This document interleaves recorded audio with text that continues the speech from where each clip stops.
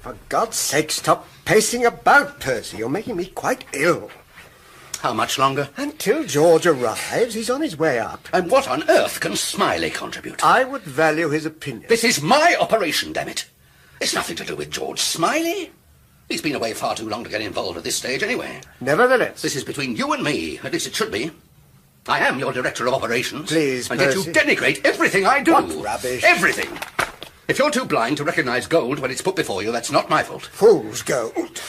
It's a long time since we had material as good as this. Perhaps that's what worries me. Come in. May I? Come in, George. Come in. Thank you. Hello, George. How was the flight? Well, not too bad, Percy, thank you, though I wouldn't mind catching up on a little sleep. I'm not surprised. Yes, I'm sorry to drag you straight off the runway, George, but this is important. That is, my director of operations and I, would like your opinion on the nonsense in the yellow file there. What is it? A Soviet naval dispatch. It's an appreciation for the Soviet High Command of one of their exercises involving the Black Sea Fleet. Who made the translation? That's not important. At least, according to Brother Percy, it isn't. Well, whose are these initials? Zharov, Admiral Black Sea Fleet. I see. Shouldn't it be dated? Well, it's only a draft. Zharov signed it last Thursday. The finished dispatch, with the amendments you can see, went out on Monday. Yesterday? Exactly, George. But where on earth does it come from? Percy? Brother Percy doesn't feel free to enlighten us. It looks quite interesting. Ah! What do our evaluators say? They haven't seen it. And what's more, they're not going to. This report is far too sensitive for our own internal evaluators, you see, George. However, Lily of Naval Intelligence has been allowed to give a preliminary opinion over pink gins at, the Travellers' Club, was it, Percy? At the Admiralty. Wherever. Brother Lily was excessively fulsome in his praise. He's already asked if he might apprise his fellow Sea Lords of its conclusions. Out of the question. It was for his eyes only. The stuff is so hot, you see, George, that it has to have time to cool off before it can be distributed. Where does it come from? Tell him, Percy. You're going to enjoy this. Source Merlin is highly placed, with access to the most sensitive levels of Soviet policy-making. We have dubbed his product witchcraft. Not the we, George, the royal we. Yes, but who is we? Who's the case officer? He won't say. Will you, Percy? Now ask him why he won't say. Go on, George, ask him. All right, if you want it out in the open. Source Merlin is the fruit of long cultivation by certain people in their service. People who are not at all amused by the stench of failure that persists in this organization. There have been too many scandals, too many operations blown, and nobody seems to care. By nobody, he means me, George. Let's face it, no one worries about Moscow anymore. We're all so damn busy spying on each other. The first principles of good security have all gone to the wall. We're losing our livelihood, damn it, and our self-respect. I'll take that file, George, if you don't mind. Oh, yes. I'm sorry, but we're fed up to the back teeth. Perhaps we could talk about it, Percy. Well, what was all that about? The first public reading of Percy's political manifesto. Are you all right? Doesn't matter. Percy's trying to lead a palace revolution, and he's nailed his colours to these witchcraft reports. You mean this isn't the first? Good God, no.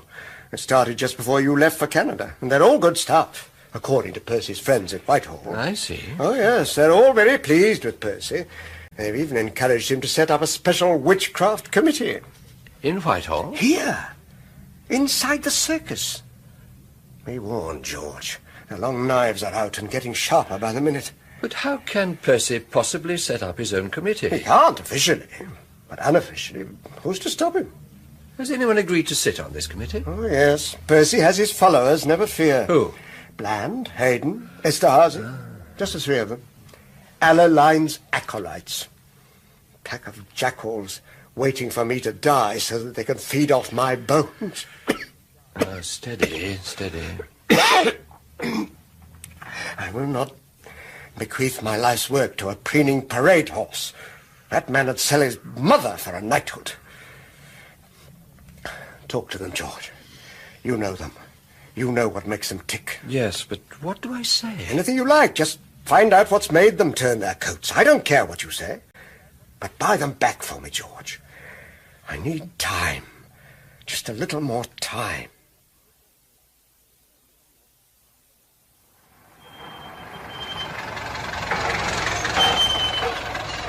Number 9, you said, sir.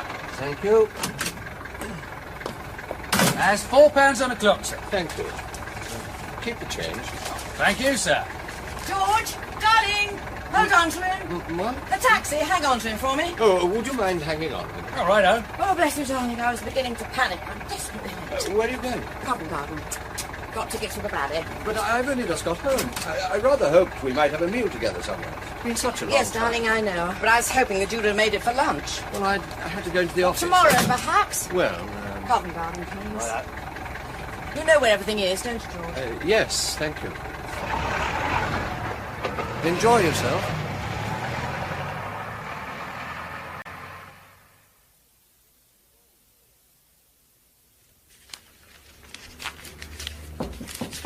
Come in. George. Hello, Toby. Nice to see you. Always. But here in Acton, what a privilege. It's hardly worth a visit, but I haven't seen you for so long. Sure, George, any excuse. Sit down, please, sit down. Thank you. It's just a small point. Tying up loose ends, you know. Sure. Now, what sort of loose ends, George? Well, the worksheets. Your lamplighters seem to be about 2 months behind. Perhaps we got no work, George. There must be someone in London worth watching. Or perhaps your boys have been doing some special jobs on the side. What sort of special jobs, George? Well, you know, jobs you might not feel able to put down in the returns. I thought that was illegal. Not if you felt there were good reasons. Good security reasons. Who would I do a thing like that for? Percy Alleline, perhaps? Percy? Why Percy? Oh, why not? He is director of operations, after all. If he ordered you to do something and not record it, you'd be in a very difficult position. What sort of something, George, actually? Oh, I don't know. Clear a foreign letterbox, prime a safe house, spike an embassy, anything. It's illegal, George, I told you. Even for Percy Alleline. You might think he was acting on instructions from above. You want a cigarette, George? No, thank you, no. You don't mind if I... No, go ahead, please. Thanks. You know, George, I like this service. I can get quite emotional about it, actually. I have many other interests, many jobs I can enjoy doing, but I like the circus best. You understand me? Oh, yes. But the promotion is so bad, isn't it? Well... You know, George, I have all these years' seniority, and I get actually quite embarrassed when all these young fellows expect me to take orders from them. Oh, which young fellows are these, Toby? George, listen to me. When you're overdue for promotion and working like a dog, everyone above you on the ladder looks young. Well, perhaps control could move you up a few rungs. I would have thought you deserved it. Well, yes, control, but I'm actually not sure he's able to do that anymore. Look here, I give you something for Anne. When I knew you were coming, I phoned a couple of friends of mine and asked for something a little perfect for a faultless woman. Oh, thank you. What is it? Perfume. You know, I never forget her since we met at Bill Hayden's cocktail. A truly beautiful woman, George. I think maybe you don't deserve her.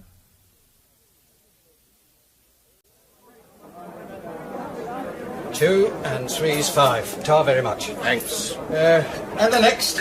You being served, sir? Excuse me, please. Thanks. Mind your backs. Sorry, mate. Roy, over here. Ah, well done. Is this all right? Well, it's a seat, isn't it? That's all that matters. G&T for you. Thanks. Well, here's looking at you, George. Cheers. Cheers. So, what's the deal? Well, there isn't one, not really. It's got to be something. Well, in a way. I suppose Control feels that the present situation is becoming unhealthy. What situation's that, George? I don't think Control likes seeing you mixed up in some sort of cabal. I don't think I do, Roy. Great. So what's the deal? What do you want? Well, how about a backhander out of the reptile fund, for starters? And a house? And a car? I'm not joking, George. At least I don't think I am. I've paid, you see. I don't know what I've bought, but I've paid. I've paid a hell of a lot. And now you want some back? Why not? It's the name of the game these days. You scratch my conscience, I'll drive your jag. That sounds like one of Bill Hayden's jokes about materialist England. The Pigs in Clover Society. Well, why should you care? You're sitting pretty, aren't you? What more do you want? Well, George? I haven't managed to contact Bill Hayden yet. He's on leave. Ah. What about the others? I've had a chat with Toby Esterhazy and Roy Bland. And? Well, there would appear to be a distinct drift towards disaffection. They both seem to be nursing frustrated ambitions. And they see the Witchcraft Committee as a heaven-sent ticket to the 5th floor. Yeah, something like that. They're all jumping on the Alaline bandwagon, even the minister. Is there nothing you can do about it? I don't have time. Why not? You'll see. I've got something else for you to break your teeth on. Here. The last 3 months' reports from the Berlin residency. Damn near incomprehensible. Useless. I'll tell Tomlin to pull his socks up. You tell him, George. What? Go out there and show him how to do it properly. He may need an older head. All right. I'll try and get out next week sometime. Tonight, George. I want you to go tonight. I want Berlin on its toes by the weekend. Well, what's the hurry? You're booked in the 8 o'clock flight. Tomlin will meet you at the airport. Is there something I should know about? Trust me, George. Just trust me. Hello, Bill. What are you doing here? Borrowing your wife, or trying to? Idiot. He's got 2 tickets for Covent Garden and no one to go with. Well, how nice of you to think of Anne. Do you mind awfully, George? Only I know how you loathe the ballet. Otherwise you can use the ticket yourself. I'll willingly stand down. No, thank you all the same, Bill. I have to go to Berlin. Tonight? I'm booked on the 8 o'clock flight. Well, in that case, I'd better go and pack a bag for you. Hmm? I said I'll pack a bag for you. Thank you. How long will you be away? I'm not sure. A week, perhaps. Oh, well, you need a few shirts, then. Yes, please. I won't be long, Bill. What on earth are you going to Berlin for? I'm not quite sure. Control? Yes. If you ask me, he's barking mad. He's overworked, that's all. Not at all well into the bargain. Face up to it, George. The man's not ill. He's sick. Oh? And you know why? We've got a success on our hands, the first in years, and he's not part of it. This is Merlin you're talking about, Percy's sauce. Yes, and that's why Control doesn't like it. He thinks Percy's on the make. But of course he is. So am I. We all are. It's time I made something of myself, George. I want to be head boy. Does that surprise you? No. But as long as he's up there on the 5th floor, scratching away like a hermit with the clap, what chance have I got? What chance have any of us got? What's he doing up there, anyway? I didn't know he was doing anything, at least not anything in particular. So why is he ploughing through all our old case histories, all our accumulated disasters? Is he writing the definitive manual of failure or something? How did you come by that snippet of information? I've got a source on the 5th floor. Someone who exchanges indiscretions for an occasional box of chocolates. She hasn't by chance been indiscreet about Sauce Merlin, I suppose? No. Would be worth more than a box of chocolates to know who runs Merlin, or who Merlin is. The wizard who made Arthur King of Britain, isn't he? Or rather, wasn't he? Yes, by God. And he'll make Percy king of the circus if you don't watch out. Your bag's all packed, George. Thank you.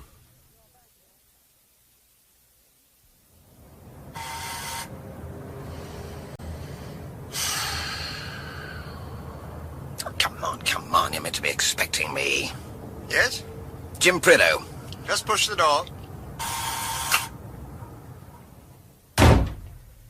Right on time, Jim. Come on up. Thank you. No problems? I wasn't followed, if that's what you mean. In here. Thanks. Ah, nice place. Yes. Sit down. This one of your safe houses? Unofficially. The circus know nothing about it. Oh, I see. And everything I tell you here is for your ears only. Understood. Anything I ask you to do is not to be discussed with anyone, inside the circus or out. Is that clear? I report directly to you. And only to me. You must trust no one else, Jim. You can trust no one else.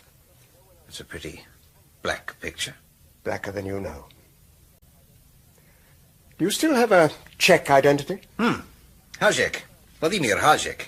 Czech journalist, now based in Paris. Good. Good. I've had this offer of a service, you see. In Czechoslovakia? Yes. Czech general. Code name Testify. Real name? Stevchik. Doesn't register. Next Friday, General Stevchik will be inspecting a weapons research establishment at Tisnov, near Brno. Some sort of boffin, is he? One of the new breed of artillerymen. Technocrat, yes. Ostensibly. In reality, he works for Moscow Center, with responsibility for dovetailing Czech intelligence operations against the UK with those of the Russians. Big fish. Quite a catch, yes.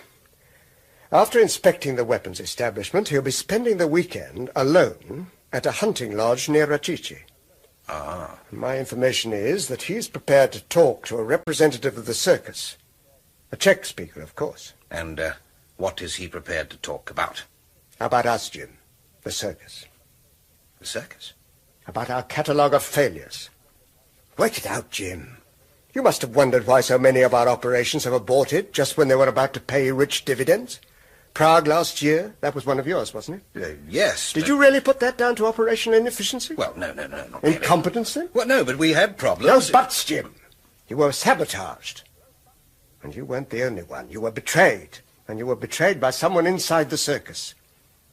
I don't believe it. We have a traitor in our midst, Jim. And that's why Stevchik wants to speak with us. He wants to sell us the name of Moscow Center's mole inside the Circus.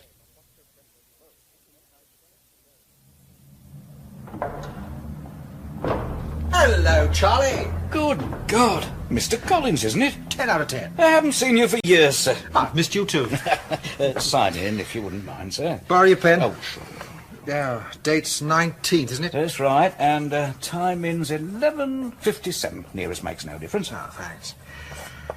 Personnel still on the same floor? Yes, but Control wants you to pop in and see him first. Control? If you wouldn't mind, sir. I haven't even checked in yet. He did say immediately you were right, sir. Very insistent he was, too. Oh, well. 5th floor, isn't it?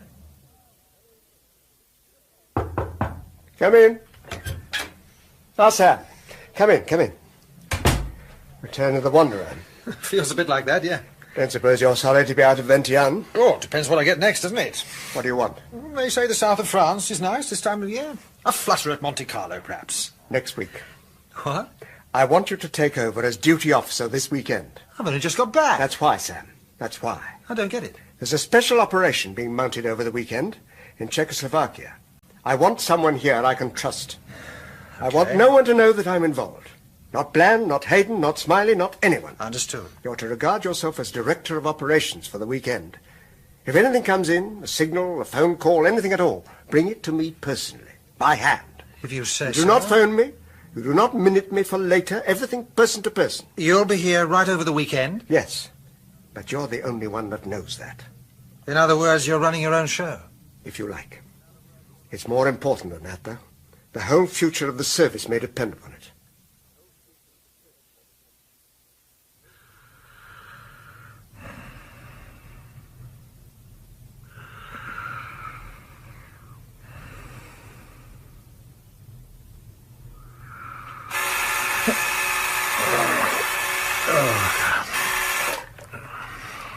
Duty officer. Foreign Office, Resident Clark. Sorry to wake you. That's all right. We've just had a call from the chief Reuters man in Prague. He claims a British spy has been shot by security forces. Thought you might be interested. Thanks.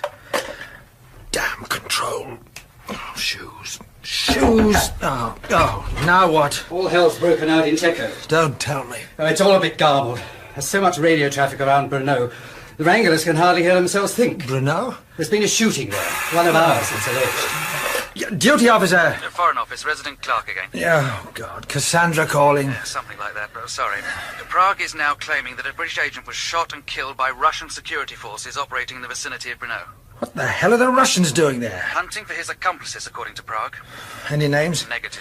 All right, thanks. Keep me posted. I'll reciprocate. Will do. Oh, hold the fort, Mike. I've got to report this. Hey, hang on. I'll be right back, promise.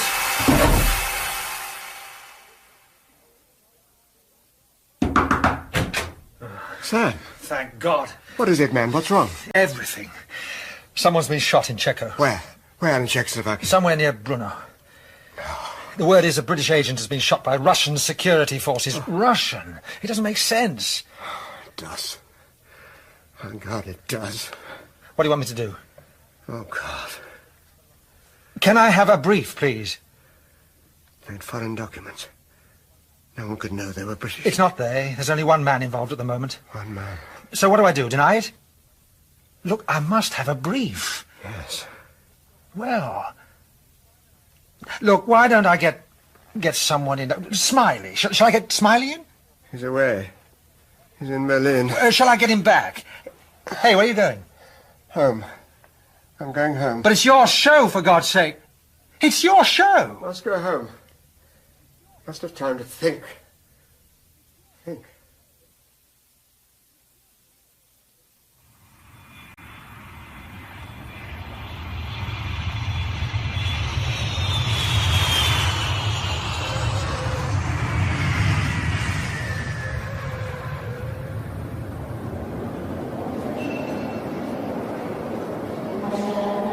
George! George! Hello, Sam. What are you doing here? Meeting you. What else? I'm honoured. Don't be. The way things are, it's good to get away from the circus for a while. I can imagine. And it gives me the chance to brief you on the way back. That would be very useful, thank you. It was one hell of a night. I can't tell you. So I gathered when you phoned. Is there any more news? Jim Prideaux's still alive, if that's any consolation. Jim Prideaux? Yeah. The first reports were that they'd killed him. What on earth was Jim doing out there, anyway? Waging war, by the sound of it. The Czechs had tanks deployed all along the border. NATO went to red alert. Good heavens. I tell you, it's like World War III in the circus last night. Well, Control will have to be pretty quick on his feet. Control's disappeared, George. What? He went to pieces when the news broke. Walked out of the building. Hasn't been seen since. Who's minding the shop, then? Percy Aniline for the moment. With Bill Hayden and Roy Bland plugging the gaps. What does Roy have to say about all this? Czechoslovakia's his territory. Oh, he didn't know anything about it. Well, surely... No one did, apparently. It was Control's own operation. He seems to have mounted it without reference to anyone else. Well, that doesn't make sense. Oh, you should hear Bill Hayden. He's telling everyone it's the most incompetent operation ever, launched by an old man for his dying glory. Yes, well, Bill's bound to be upset. He recruited Jim Prideaux into the circus. I didn't know that. I wonder what's happened to Control. Keeping his head down, if he's got any sense, till it all blows over. Wish I could do the same. Why? You weren't involved in the operation, not directly. Of course not. But 64, someone will see fit to sanitize the situation. They'll purge everyone within earshot of the event. I doubt it. Oh, come on, George. A few heads will roll before this business is over. Controls will be the first, for my money.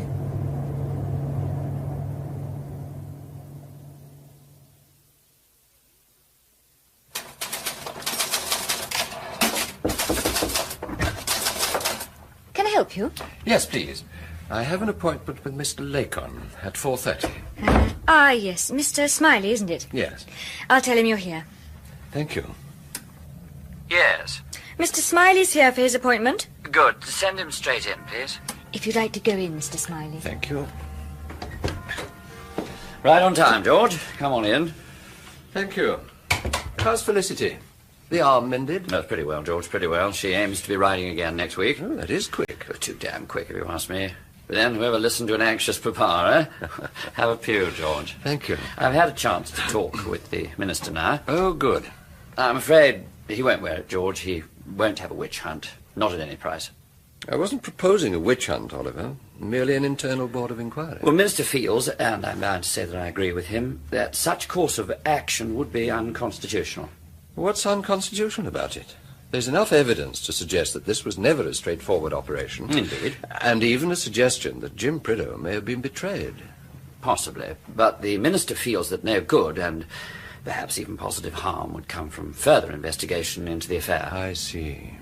I'm instructed to tell you to cease your inquiries forthwith. So what am I supposed to do? Sweep it under the carpet and forget it? Well, Oliver? I know.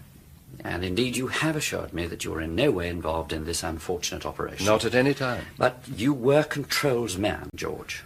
I still am, Oliver. The Minister is insisting that Control should retire for his own good. Of course. He is not, as you know, a well man. Mm. The general consensus is that it might be preferable if you were also to take an early retirement, George. I see. I'm sorry, George. I really am most awfully sorry.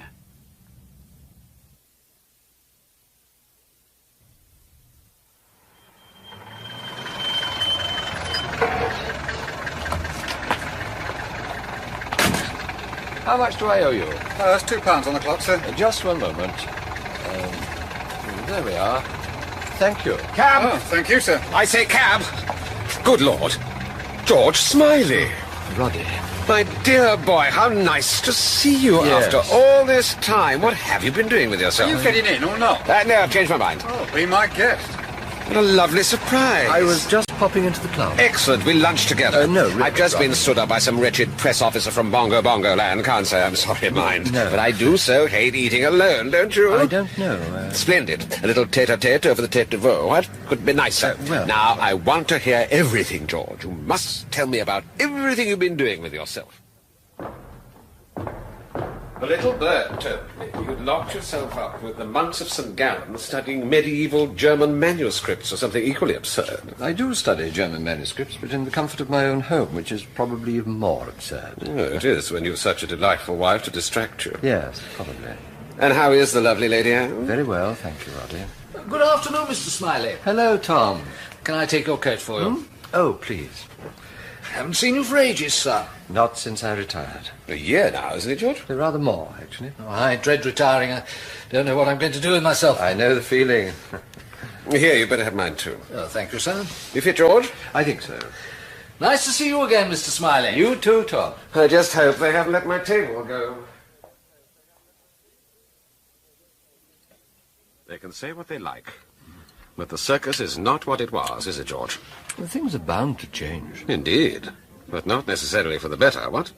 I wouldn't know, Roddy. I'm out of it now. There again. Control's regime wasn't exactly crowned in glory, was it? Not in the later years. More wine, Roddy. Yes, thank you. Of course, you and Control were always very close, weren't you? Well, That's why you were thrown out, why Bill Hayden got your job. my job. Well, he is Percy Allaline's cupbearer, isn't he? Just the way you were once Control. What difference does it make now? Control's dead and I'm out to grass. Ah. The word is, oh boy, that Control's still alive. What utter rubbish. No, truly, George, he's been seen.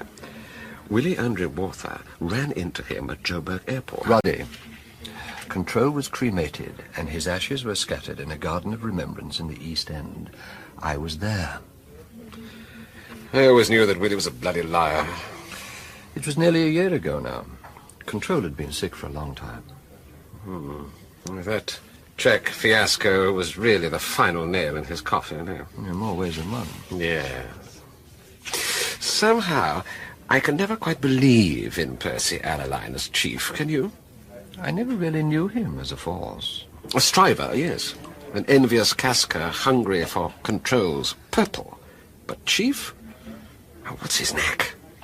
Whitehall's at his feet. Special Percy committees with funny names and restricted access. He always did have a reputation for being something of a politician. Yes, but who's deviling for him, George? Who's winning him his reputation? I have no idea. Come on, George, you must have. You, Mr. Smiley? No, thank you.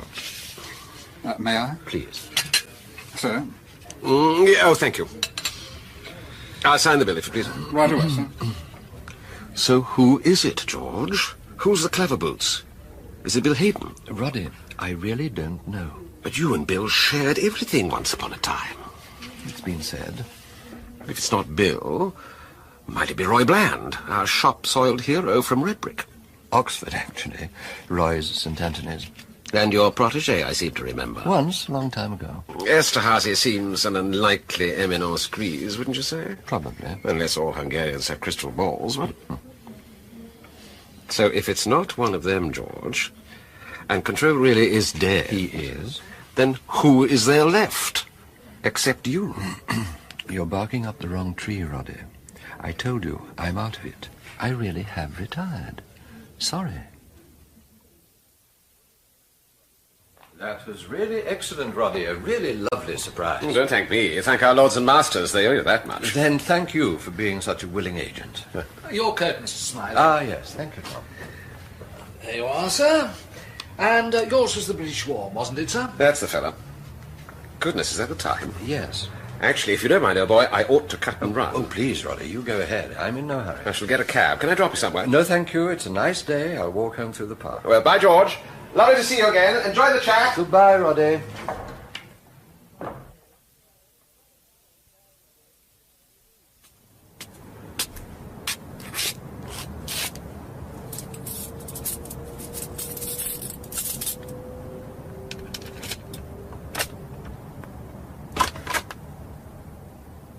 It can't be Anne. Damn. Hello? Hello? Hello? Who's there? Don't shoot, George. Peter! What are you doing here? Nicking your scotch. How the hell did you know there was someone here? You missed a marker in the door. And there were two? Afraid so. My God, are you still that careful? Old habits die hard. Yes. Sorry about letting myself in like that. Where's Anne, by the way? In America. Good. That makes it easier. Makes what easier? Look, what is all this about, Peter? I'm acting under instructions, George. Very specific instructions. Which are? To take you to our Lord and Master at the Foreign Office. Oliver Lacon. No less. He's your Lord and Master, not mine. Not any longer. He wants to see you, George. My instructions are to take you to him. Well, that hardly warrants breaking into my house, surely. Yes, I'm sorry about that, but Lacon is adamant. No one at the circus should know or even suspect that I've made contact with you. Well, George? All right, Peter. Good. We'll hang on till dark and then leave. In that case, perhaps you ought to bring me up to date. I'm told things have changed quite a bit since I left. And apart from that, everything operational is under one hat. London Station. Bill Hayden's head of station, Roy Bland's his deputy, and Toby Esterhazy runs between them like a toy poodle. And Percy Allaline presiding like the sun in splendour. Yes. And where do you fit into this whole new concept, Peter? I don't. My previous associations with one George Smiley made me about as welcome as a pimp at a policeman's ball. Percy made it clear that I was lucky to have a job at all. What job did he give you? Head of scalp hunters out at Brixton. Jim Prideaux's old job? In name only. What news of Jim Prideaux, by the way? He's in quarantine. Been a bit of a political embarrassment ever since we got him back from Czechoslovakia. Poor Jim. After all he's been through. Yeah. It's getting dark. I think we ought to be on our way now, George. Where did you leave the car? Oh, it's just round the corner, where you wouldn't spot it. Come on, let's go.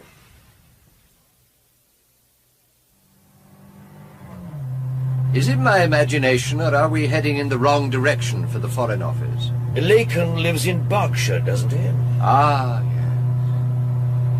yes. We are being very circumspect, aren't we, Peter?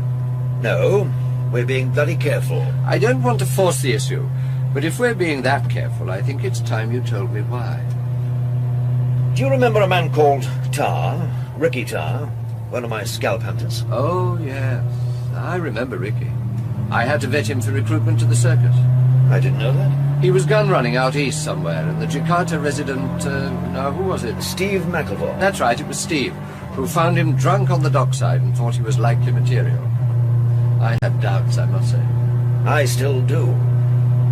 Anyway, about 6 months ago, we got this flash requisition from the Hong Kong residency. They had a low-grade Russian trade delegation in town, and one of them was stepping wide in the nightclubs. They wanted a scalp hunter to make a crash approach, buy him or burn him. I should think that was right up Tar's street. That's why I sent him.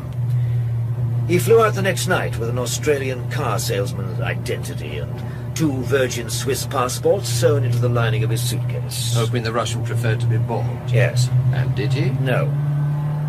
A few days later, Tar cabled no sail and booked himself on a flight home. He didn't make it. And you haven't heard from him since? Not officially. The housekeepers gave him a few days' grace and then posted him AWOL. And Bill Hayden's been bending my ear ever since. So, where is all this leading, Peter? Tar turned up out of the blue 3 days ago. He came straight to me, thank God, and not to anyone else. As soon as I heard his story, I rang Lacan at his home. Tar's there now. At Lacon's house? There was nowhere else, George. We had to keep him under wraps, away from the circus. So no one else knows he's back in England? No one. Except for the babysitter, of course, a man called Fawn, one of my people. Peter, all this has happened since I left the circus. Yes. So why am I being involved? I'd rather Lacan told you that himself.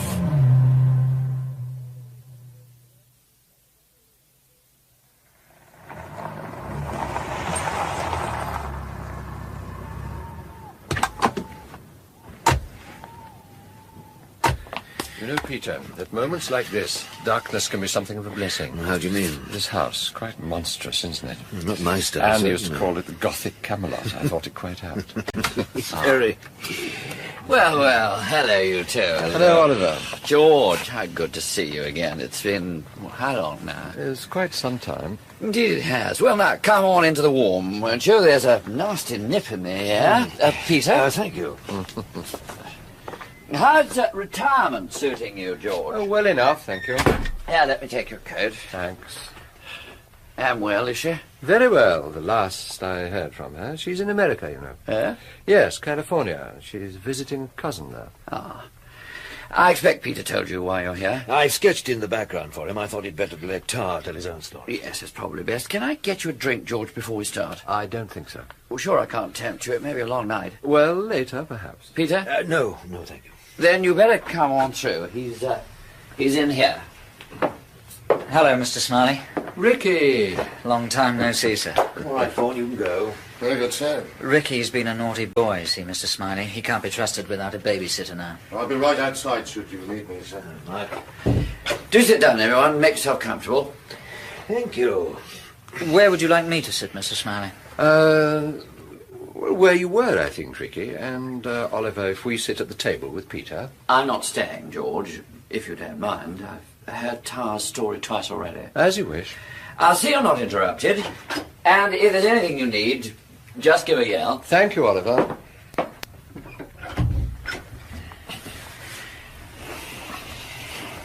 So what happens now? You tell your story to Mr. Smiley.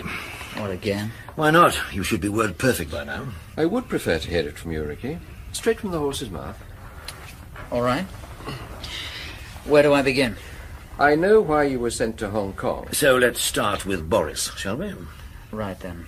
Boris Kravchenko, born in Minsk, 1946, according to his visa application. And ripe for the picking. Right, Mr. Gillen? According to Hong Kong station. Bollocks. Begging your pardon, Mr. Smiley. He was a centre-trained hood, trailing his coat for a mug like me. What makes you so sure? Everything about the guy. It didn't add up. All day he was trailing around inspecting factories, the usual trade delegation routine. Then every night he was out on the town, doing the night spots. And I mean every night. The local watchers were absolutely knackered. As soon as I laid eyes on the bloke, I knew it was bad news. To start with, how did the guy manage to get away every night?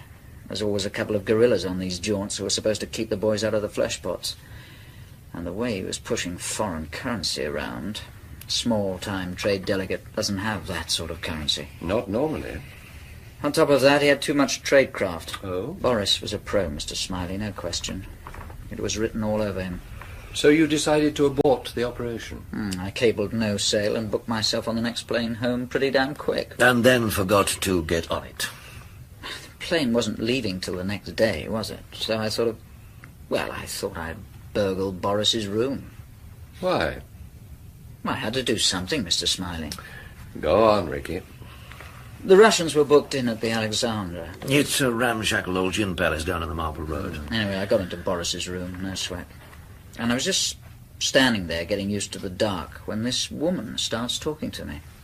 From the bed. Boris's wife. I doubt that. They'd never let them both out of Russia at the same time. A common law wife. Unofficial but permanent. Well, you can imagine it. Threw me for a minute finding her there. But you thought of something. You know me, Mr. Smiley. I'm not an amateur. I had a fallback story. I told her I was looking for Boris. Very ingenious. I played it like a quiet Aussie going ape because he'd had his girl and his money stolen by a lousy Russian who couldn't afford to pay for his pleasures. And she bought that? Only because she wanted to. I think she guessed what I was from the start. But she was at her wit's end. She was in tears, in fact, and there was no one else to talk to. And you, appearing in her bedroom in the middle of the night, was the answer to a maiden's prayer. If you like, yeah. You see, Mr. Smiley, she told me there was nothing between her and Boris. They couldn't stand the sight of each other. He was out boozing and chasing the birds all night while she was sat in her room crying her eyes out and getting slowly plastered. So when she found a tall, dark stranger standing by her bedside, she just clasped him to her bosom and wept on his shoulder. Ricky does tend to have that effect on women, don't you? I suppose. Irina was a plain kid, a bit blue-stocking for my taste. But she had a hell of a pretty smile when she stopped crying. And she was ready to unpack. There was gold in her, Mr. Smiley. I just knew I'd struck gold. I don't suppose it crossed your mind that, Irina, was it? Yeah, Irina. That she might have been playing a double game? And suckering me into a honey trap? It's been done before. No way. The setup was all wrong. Oh, she was genuine. I staked my life on it. I believe you, Ricky. Yeah, well. Anyway, things just went from there. We met every day after that. And did she unpack? Not straight off. But I was damn right about Boris. He was the lead and Irina was the backup. His and her act. That's right. He was on the trawl for Hong Kong businessmen. Had a postbox job on the side for the Soviet residency. She ran courier, boiled down the microdots, and played radio for him on a high-speed squirt to beat the listeners. She told you that? Yeah. She was convinced I was a colonel of intelligence. In the end, I got her family history, her recruitment, training, Moscow Center, her lousy marriage, the lot. She was a bit in love with me. My God. She knew a hell of a lot about the circus. Oh? She kept on and on about Percy Alaline. Alaline? Said she had to talk to. She had this secret, you see, this one big secret, and she'd only tell it to Alaline. No one but Alaline. Didn't you find that rather odd? Not really. It was the price of her ticket, wasn't it? She was ready to defect, in other words. Well, the way I see it, that was her only way out. Yes. Yes, it probably was. Anyway, by that time, the official schedule for the delegation only had 3 more days to run. Then they were going back to Moscow. You were running out of time. Damn right I was. I crashed into the Hong Kong residency and put them on red alert before they were properly awake. Stood them to while I coded up a most urgent message to London on a one-time pad which I burned as soon as the transmission was complete. So you were the only one who knew the text of the message? In Hong Kong, yes. And the message? It gave an outline of Irina's career to date. The jobs she'd held at Moscow Center, her access, all that. It asked for full defector treatment, an RAF plane to get her out, the works. I see. And I asked for a message to be passed on to Mr. Gillam here, that I'd landed on my feet and wasn't just playing hooky for the hell of it. I never got that message, George. Not a word. How very odd. Who did you send this message to, Ricky? I gave it the London Station Address Group and graded it flash by hand of officer only. That's the new formula for maximum limit. It's supposed to cut out the handling in the coding rooms. You said Irina had this one big secret. Yeah. Was it mentioned in your message? I sort of hinted at it, yeah. How exactly? I mean, what form of words did you use? Do you remember? It was something like, claims to have information crucial to the well-being of the circus, but not yet disclosed. Thank you. Go on, please. Well, I hung around the residency for the rest of the day waiting for an answer. When nothing had come through by that evening, I cabled a flash follow-up. Was it acknowledged? Oh, sure. We read you. Stop. That's all? Nothing more. Not until noon the next day. There I was, sitting on the hottest property for years, and London let me sweat it out for more than 24 hours. And when they do come through, all they do is stall. How do you mean? Bloody stupid questions, like what sections did defector work in? When inducted into Moscow Center? God, you'd have thought she was applying for a work permit. Who signed London's cable? No one. A normal practice these days, George. Outsiders deal with London Station as a unit. I see. Anyway, I drafted off a reply and shot off for a 3 o'clock meeting with Irina. But she didn't show. We had a fallback for half an hour later. She didn't show there either. I went round to the Alexandra. The Russians had checked out. No reason given. So I took a cab to Kai Tak and checked flight departures. There'd been nothing. Absolutely nothing that could have been routed through Moscow for 2 days.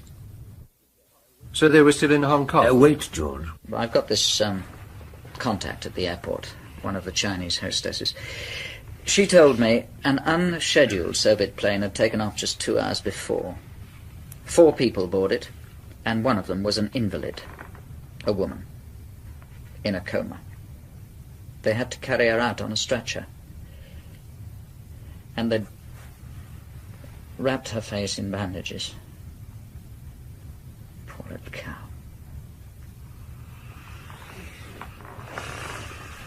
Perhaps she was ill. It is possible. Perhaps she really was in a coma. I wish I'd never sent that bloody cable. Maybe the security guards found out about your little affair and removed her. Yeah. She might even have told Boris about it herself, taunted him with it. These things happen. I know. Especially if she'd been drinking. Yes, I've jumped through all those hoops, Mr. Smiley, over and over again, but it won't wash.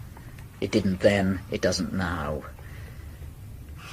Look, can I have the cassette player in now, Mr. Gillen? Yeah, sure. I'll go and get it, George.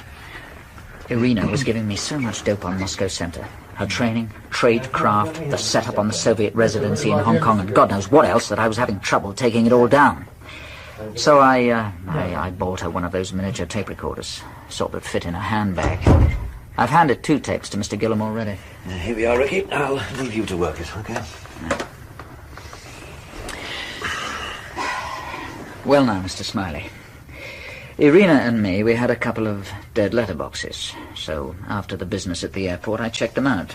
You know, just in case. This is what she left me. One tiny little tape. The last will and testament of Irina Chernyshova. Quality's not brilliant because this isn't the original. Oh? He copied it and put the original back in the dead letterbox. I had my own welfare to think of, right? The Moscow Center might not cut his throat if they thought he hadn't heard the tape. Seems a reasonable working hypothesis. Okay. Here goes then. Oh, and she calls me Thomas all the way through. Thomas was his Australian identity. Thomas, listen to me. This is my gift to you in case they take me away before I have chance to speak with Zalaline. I would give you my life, Thomas, my body naturally. But this is all I have. Use it well, Thomas. Tell it only people who you trust. And do not trust anyone inside what you call Circus, because no one can be trusted until riddle is solved. So who could I trust? For 2 years, before I was attached to Trade Ministry, I work as a supervisor in filing department at headquarters in Dzerzhinsky Street. That's Moscow Center she's talking about. I know. Oh, God, work was so boring, Thomas. Atmosphere not happy. Also, I was not married. In same department was Evlov, as clerk. He was blonde, Thomas, like you. And I wanted him. He admired me very much, too. We worked many times night shift together. We began to meet also outside work secretly because he's against regulations. She was having an affair, okay? Forgive me, Thomas. But sometimes only our body can speak for us. You should have appeared in my life earlier. We used to go also to room of Evlov's cousin, who was teacher at Moscow University. No one else was present. It was in teacher's apartment that Evlov told me of great conspiracy.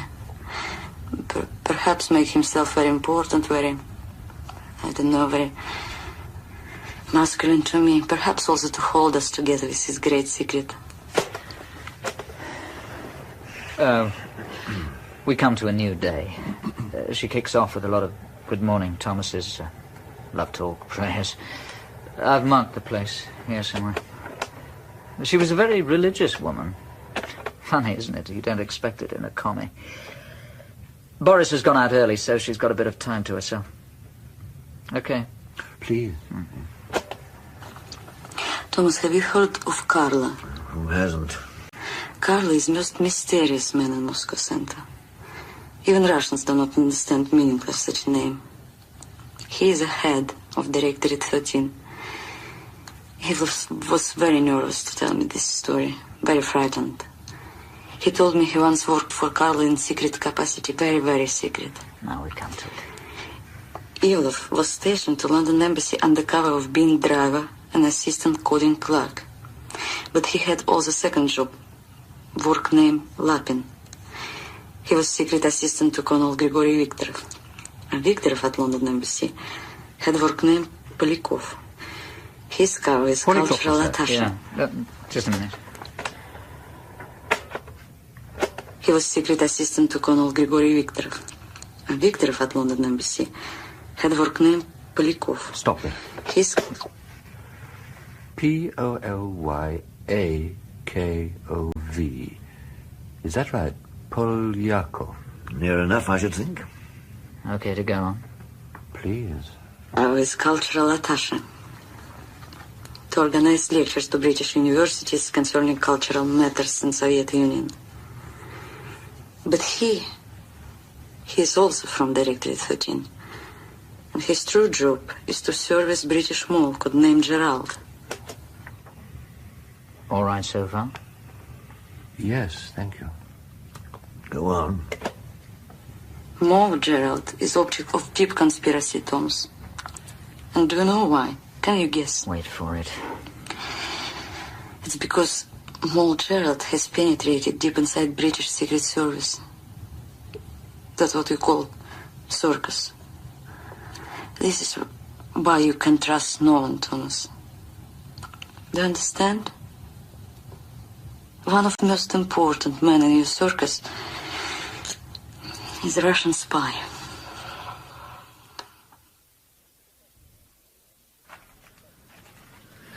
Depressing time of the year, don't you think? I've never given it much thought, Oliver. No, you wouldn't, I suppose. One season must seem much like another in Chelsea. Yes. I'll be seeing the minister first thing. I think I should put him in the picture. Don't you? I suppose so. Well, he must be told, George. We're to believe Tar and what we heard on that cassette. The Russians have a man in the circus. I don't see how I can avoid telling the minister. Yes. Oh, why the devil did that wretched Russian woman have to choose a man like Tar? Because he was there, I suppose. Fortunately for you, I would have thought. You believe him, then? Not entirely. Tar's probably playing some little game of his own on the side.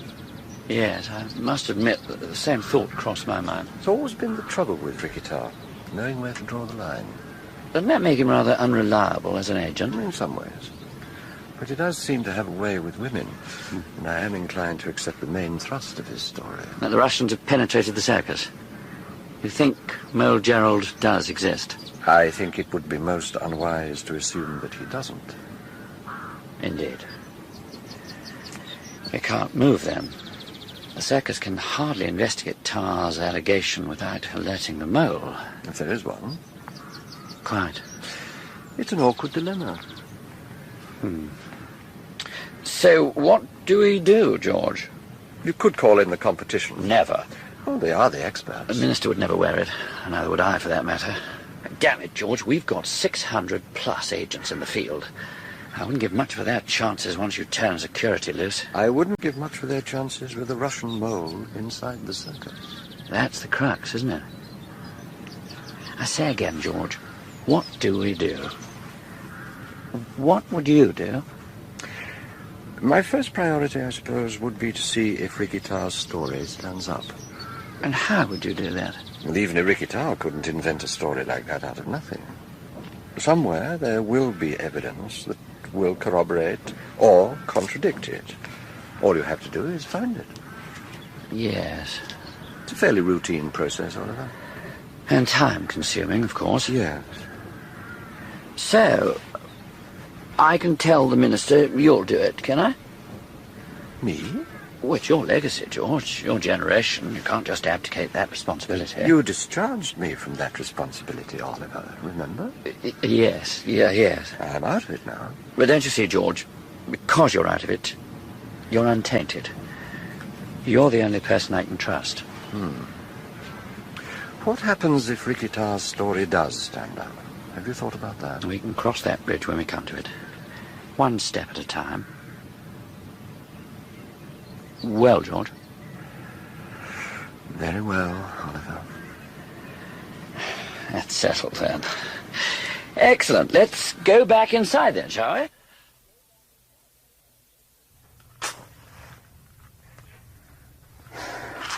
Taking their time, aren't they, Mr. Gillen? Are you surprised? I'd have thought Irina's story was clear enough. One of the top guys in the circus is a Russian mole. Period. It's not that easy, Ricky. Sorry to have kept you waiting. That's all right. I've got nowhere else to go, have I? Well, yes, you have, actually, if you don't mind. What do you mean? We'd like to put you on ice while we check up on a few things. Yeah, well, you be damn careful where you go poking your nose. Tar? Yeah, well, it's not your head on the block, is it? We'd like to move you to a safe house for a while. How safe? Safe enough. Fawn will go with you. I don't need a babysitter. You do, Ricky. I insist on it. You can keep an eye on each other. Yeah. You're in charge then, are you, Mr. Smiley? It would seem so, yes. All right, then. When do we start? As soon as possible. Before you go, Ricky, perhaps you'd just clear up a couple of points for me. Sure. All this business in Hong Kong. Yeah, what about it? It was over 6 months ago. So? Well, what have you been doing since? I flew out to Kuala Lumpur pretty damn quick. I've got a daughter out there, Danielle. I shacked up with her and her mother. He's got women scattered halfway around the globe. Yeah, but only one kid. So what made you choose this particular moment to come to us with your story? I think I would have preferred to stay with my daughter, but then I don't have one. There were rumors. What sort of rumors? Some Frenchman poking around in KL, spreading it about that I owed him money. And? I don't owe anybody money. I see. What passport have you been using, Ricky? British. In the name of Poole. Do you want to see it? May I? I had it run up in KL. I chucked my Australian identity as soon as I landed. That's quite good, isn't it? That's not bad for the money. Not bad at all. And what about the blank Swiss passports, the ones you took to Hong Kong? Why didn't you use one of those? They may have been blank, Mr. Smiley, but they were still numbered. If London had the numbers, maybe Moscow did too. Then what did you do with them? Sold them, most likely. Or swapped them for that one. I burned them. You burned them. I see. Yeah. Well, is that everything? I think so, Ricky, for the moment. He's lying, George. I don't know. You can't possibly believe that nonsense about burning the Swiss passport. No, he's holding something back, obviously. But I would have thought the rest of the story was far too complex for someone like Ricky Tarr to invent. Someone else might have invented it for him. And turned him? It's possible. Ricky said he sent 2 cables from Hong Kong, didn't he? 3. The original on the morning of the 10th of April, the flash follow-up the same evening, and his reply to London's questionnaire around lunchtime on the 11th. They would have been logged at this end, wouldn't they? Oh, yes. There's no way around that. Where would those logs be kept? In the duty officer's room, same as ever. Then I'm afraid I'm going to ask you to stick your neck out, Peter. No? We have to check those logbooks. Things have changed since your day, George. I've been banished to Brixton.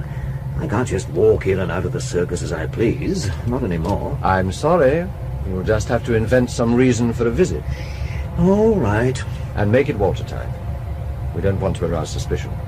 So you don't want me to actually steal the logbooks? A sight of them would be enough. All we need to know is, were task cables ever received? And if so, by whom? It would have been outside normal office hours. Hong Kong time is 9 hours ahead of us. Yes. So it might be worth checking the janitor's rosters. See who was actually inside the building that night. 2 nights. Or better still. I'm sorry to load all this on your shoulders, Peter. But you're the only one with legitimate access. Understood. Where will you be? At home? For a while, but don't contact me there. The phone may not be secure. Where then? Do you remember Mendel, the special branch man we worked with on the Fennon case? Well, that's going back a bit, isn't it?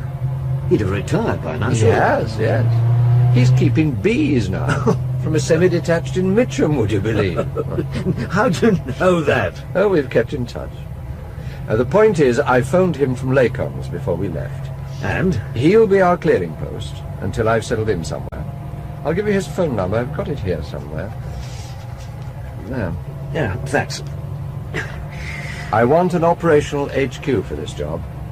Actually, Mendel's already suggested a small residential hotel he knows. Suitably discreet. Oh, yeah. In fact, I'm hoping he'll have it all sorted out by the time I get back from Oxford. Oxford? Well, why are you going to... Doesn't Connie Sachs live in Oxford now?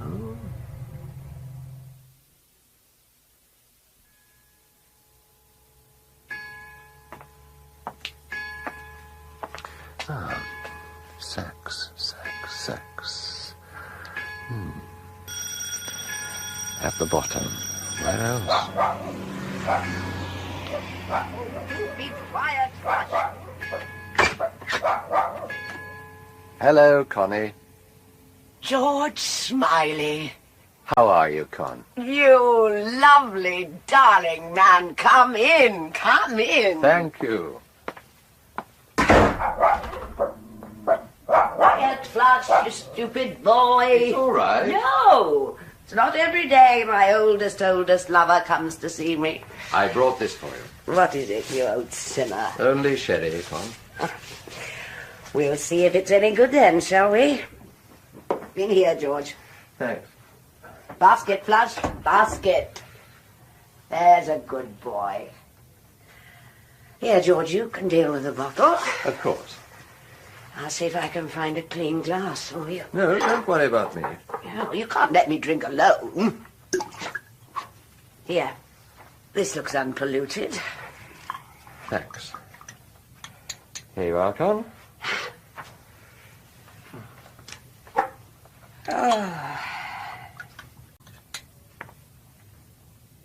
Oh, God bless George. God really bless. You too, Con. You too. Come alone, have you, George? Except for the sherry. Bad boy.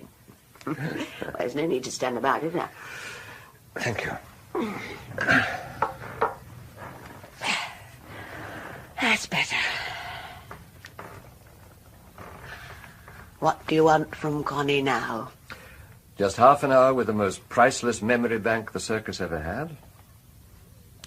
Damn you, George Smiley. Do you know what she told me when she threw me out? When who threw you out? The head cow in personnel. I mean, do you know what she said? No. You're losing your sense of proportion, Connie. It's time to get out into the real world. I hate the real world, George. I like the circus and all my lovely boys. I got a letter for you here, from Oliver Lacon. Oh, George, damn you so. How could you let someone like Lacon in? It was Lacon who let me in. Brought me back in. Here, let me top you up. Bad boy. Fuel old Connie's memory bank. God bless. To you, Connie.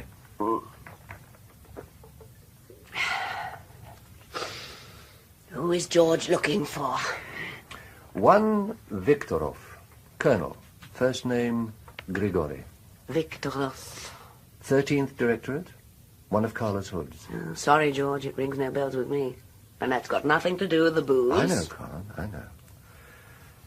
What about Polyakov? First name unknown. Alexei. Alexei Alexandrovich Polyakov, Cultural Attaché, Soviet Embassy, London. You know him? Oh, yes. I know dear Alexei. Jolly giant of a bloke. Lovely voice, too. I used to play the tapes twice just to hear him speak. Is he still around, George? Apparently. Busiest cultural attaché in town. If you needed something in a hurry, a lecturer, a musician, you name it, Alexei cut through the red tape faster than anyone alive. How did he manage that? Not how you think, George Smiley. Oh, no. Alexei Alexandrovich Polyakov was pure as the driven snow. You ask Toby Esterhazy, you ask Percy Alleline, ask any of them. Steady on. Phooey. He was a hood. A 6-cylinder Karla-trained hood, if ever I saw one. All right, Con. I believe you. They wouldn't even listen to me, George. They wouldn't have listened to anyone, not even you. I didn't even know. Oh, you were on the down staircase yourself. Oh, please, don't go hunting with the Lakons, please. Why were you so certain Polyakov was one of Karla's people? I knew it the moment I laid eyes on him. Why, then? There was something about him. A ramrod back. He had army written all over him. And Karla always recruits his top men from the army. And what's more, the Soviet embassy already had 3 cultural attaches, and one of them had nothing to do but cart the flowers up to Highgate Cemetery for poor old Karl Marx. Polyakov was surplus to requirements. Unless the real requirement was not for a cultural attache. Ah, so what? You had him put under surveillance? On the A-list. Toby's lamplighters covered him at random 12 days in 30. And? Nothing. He was clean, George, pure as the driven snow. You'd have thought I'd rung him up and warned him that Toby was turning his dogs loose on him. And then what? He was put on the B-list and checked out as resources permitted. But after 3 months of that, they'd still found nothing, so he was given the Persil grading. Investigated in depth and found to be of no intelligence interest. Dead end.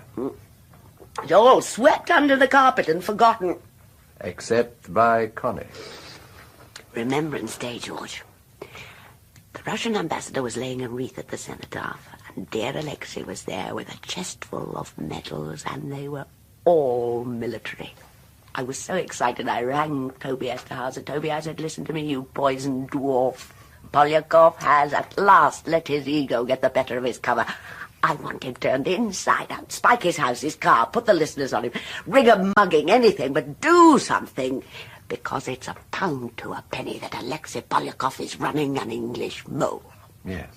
Follows the Karla pattern, doesn't it? Of course it does. Colonel Komarov with the Japanese mole, Colonel Staskovsky with the West German. What did Toby say when you told him all this? Oh, he gave me his dead fish voice.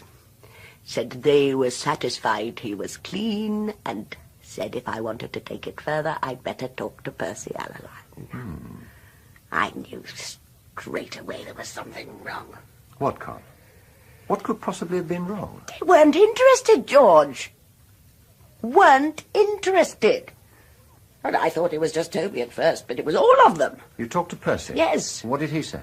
Pleaded lack of resources or some such. Accused me of unscientific deduction. Told me to leave Polyakov alone. Leave him? You're losing your sense of proportion, woman. Time you went out into the real world. Oh, George. How could he? Damn. One of my young dunderheads come for his lesson. Go and put him off until tomorrow, George. All right. Oh, be quiet, Flash, you silly boy. Shh. Is Miss Sachs in? Yes, but I'm afraid she's not very well today. Oh. She's not very ill. Only a tummy upset. You've come for a lesson, haven't you? Yes. Can you come tomorrow at the same time? Is that all right? I should think so. I'll come back tomorrow, then. If you wouldn't mind. Bye. That was Will, the best of my little dunderheads. We'll come back tomorrow at the same time. I still teach, you know. Oh, God knows why. Have another sherry, George, I have. Don't overdo it, Con. There's always tomorrow. Tomorrow, it can help me forget. Today, it's helping me to remember. Dear old Alexei Polyakov. And all his military medals. He was so good, George. So very good. He had to be Karla trained. Did he ever use a leg man? Why should he? He was a cultural attaché. I seem to remember Komarov had one in Tokyo. You're a sly old devil, George. You're the best of my lovely boys. Streets ahead of bloody Bill Hayden. You never really liked Bill, did you? What makes you say that? Bill and I get on perfectly well together, always have done. Yes. That's absurd. It's just a rumour. About Bill Hayden? Dixie'd had a run around the park with Anne. They're cousins, Connie. No, it was nothing, George. It's just a silly rumour. Polyakov's leg man, Con. Did he have a name? Lapin. The rabbit. Clerk driver at the embassy. Was such a twerp that I didn't believe it at first. And then one day, Alexei flew off to Moscow, and Lapin moved into the embassy until he came back. So Lapin was doubling up? It stuck out a mile, didn't it? You reported it? Of course I did. And what happened? Connie got the sack. And Lapin went lippity-lop home. I don't suppose we knew him by any other name but Lapin. No. At the time, I suspected his real name might be Fluff. But I could never prove it. Penny for them, George. Hey, did Connie give you what you came for? I think so, Con. I think so.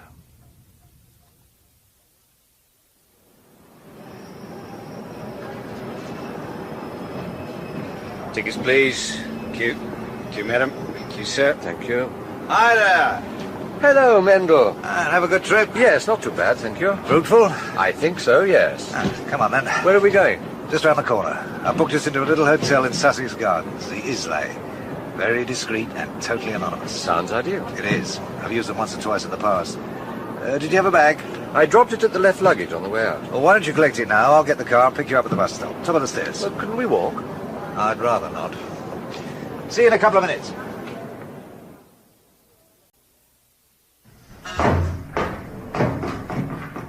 Hello, Mrs. Graham. We've arrived. Pope Graham, dear. And you're Mr.? Oh, he's Mr. George. Mr. George. Yes, that's right. I put you in number 8, dear. Top floor at the back where it's quiet. Thank you. That's what you wanted, wasn't it? Somewhere quiet where you could work. That's right. And I put you next door, Mr. Mendel. Perfect. What about the desk for number 8? Norman put one in there for you. Lovely Georgian escritoire. Belonged to the Major, that did. He used to treasure that escritoire. I'll treasure it too, Mrs. Pope Graham. I promise you. You do that, dear. Thanks very much. If the escritoire is not big enough for you, we've got a nice old Georgian card table. The Major used to use that sometimes, too. Oh, thank you, Mrs. Graham. Who was this Major character she keeps referring to? All right, little con artist he was. But charming with it. Sort of bloke old ladies left things to in their wills. And what sort of things? Escritoires. Yeah, I wouldn't be at all surprised. Number 8. This is you.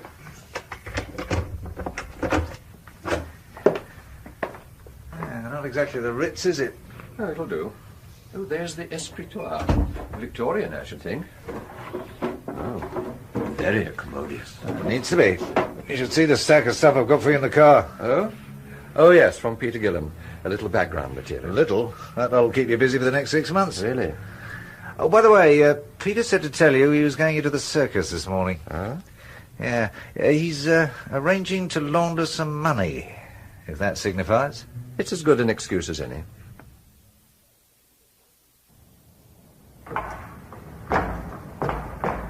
Hello, Mr. Gillam. Haven't seen you for ages. Yeah, I wondered about bringing my passport just in case. Oh, it's not that bad yet. Anyway, you're on the visitors list to see banking section, right? Lord Strickland, no less. That's it. I'll phone through, tell him you're here. He'll probably meet you at the lift. 3rd floor still, isn't it? Hey, don't forget your pass. Oh, God. Thanks, Brian. And remind Mr. Strickland to sign it with your time of departure. Truth. I'll bring a pair of wire cutters next time. Well, don't blame me. I don't make the bloody rules. Greetings, Peter. Hello, Lauder. Yeah, a touch late, perhaps, but no matter. I don't qualify for reserved parking anymore, do I? Yes, at a premium now. Anyway, come on, let's not waste any more time. Good God. What's that? What? Oh, the coffee machine. Oh, we've had that for months now. You've no idea how many man-hours it saves. Fantastic, absolutely fantastic. Oh, terribly sorry. My fault, Lord. I was miles away. Hello, Bill. Peter Gillam, what the hell are you doing here, you old pariah? Peter's planning some move against the French diplomat and needs to launder some dirty money, right, Peter? In a nutshell. Well, lock up the spoons, Lauder. Lock up the girls, too, if they'll let you. Fantastic fellow, Bill Hayden. Incredibly able. Oh, yes, I know. Hey, just a minute. Since when did scalp hunters launder their own money? That's meant to be our job. It's Lauder that's doing the laundering, we're just spending the stuff. Papers to me, then, please, Lauder. You should have them already, Bill. Unless Roy Bland's sitting on them. Okay, just as long as we don't cross any more wires. You see, Peter, London Station couldn't be in better hands. My office is just down here at the end now. Look, perhaps I should just pop my head round Roy Bland's door, make sure he's got those papers. I mean, without London Station's stamp, there's nothing for us to discuss. Aye, point taken, Peter. Roy's office is round on the right, isn't it? About 3 doors beyond the duty officers' room. Give me about 10 minutes. I wouldn't mind a chat with Roy anyway. Fine, I'll be in my office. All right. Now, duty room. I'll see Roy Bland first. Can I help you? Peter, how are you? Hi, Toby. What are you doing here? I thought I'd lost my pass. I'll never get used to using the damn things. No, I mean, what are you doing here, Peter? In the circus, actually. I'm still on the payroll, Toby. Hadn't you heard? What are you doing? I was looking for Bill Hayden. I don't suppose you've seen him. He was down by the coffee machine a moment ago. Might still catch him if you hurry. The one by the lift? You mean there are 2 of those monsters? Move, Gillam.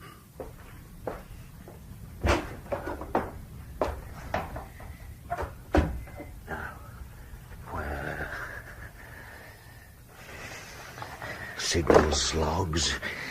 Signals logs. Feb, March, April.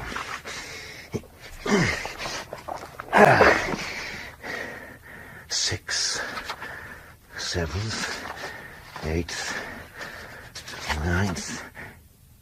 Strange. 6th, 7th, 8th.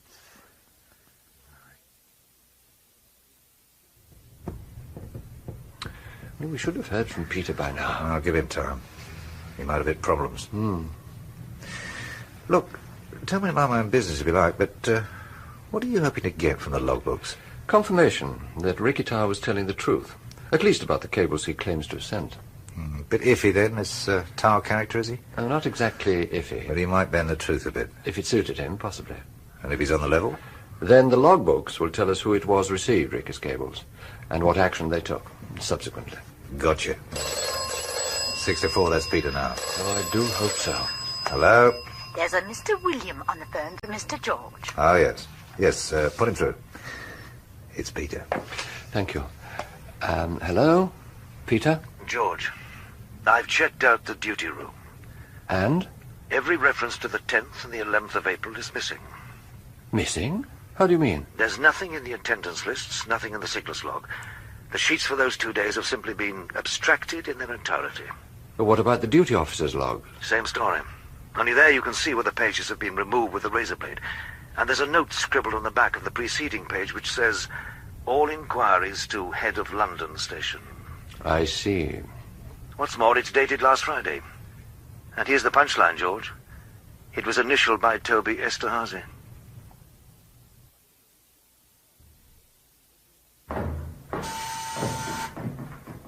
Good morning. Good morning. You would be Mrs. Graham, I presume? Pope Graham, dear. Oh, I'm so sorry. Doesn't matter. What can I do for you? I have an appointment with Mr. George. Oh, yes. Mr. Oliver, would that be? That's right. Mr. Mendel said you'd be on time. Mendel? You want room 8 on the top floor. Thank you. I'll ring up and tell him you're on your way, shall I? Come in. Ah, Oliver, do come in. Mr. Mendel said you were expecting me. Ah, yes. Who's the devil's Mendel? An old friend. He found this hotel for me. It says much for his taste. And a lot for his discretion. But has he been cleared, George? Is he secure? He's special branch. Well, X. I see. Would you like some coffee? No, thanks. I don't have much time. Of course. So, is all this really necessary? All what? This secrecy. I'm being very careful. Which would suggest that you think that Tar's allegations may be true. Substantially, yes. The substance being that there is a Russian mole inside the circus. Yes. Well, you've obviously made some progress. It's early days, but yes, I think so.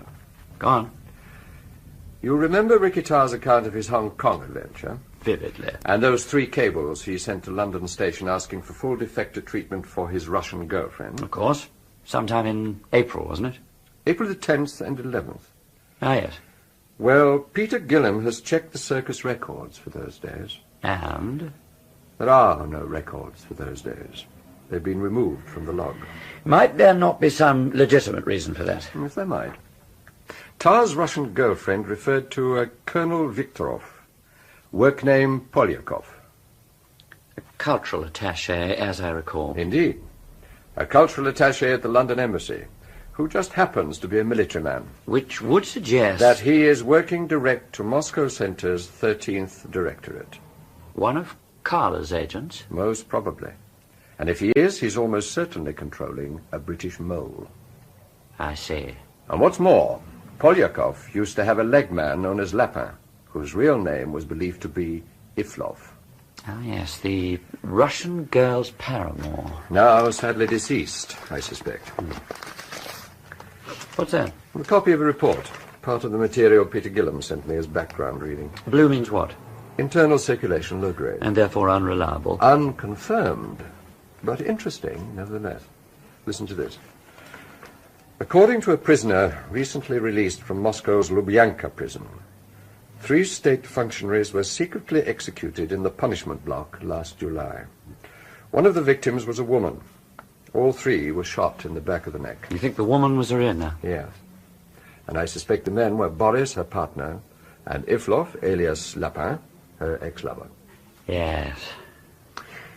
I know all this is circumstantial, Oliver. But it does seem to corroborate Tar's story. Yes. The point is that if Irina was betrayed in London, then the same might have been true of Jim Prideaux. Ah.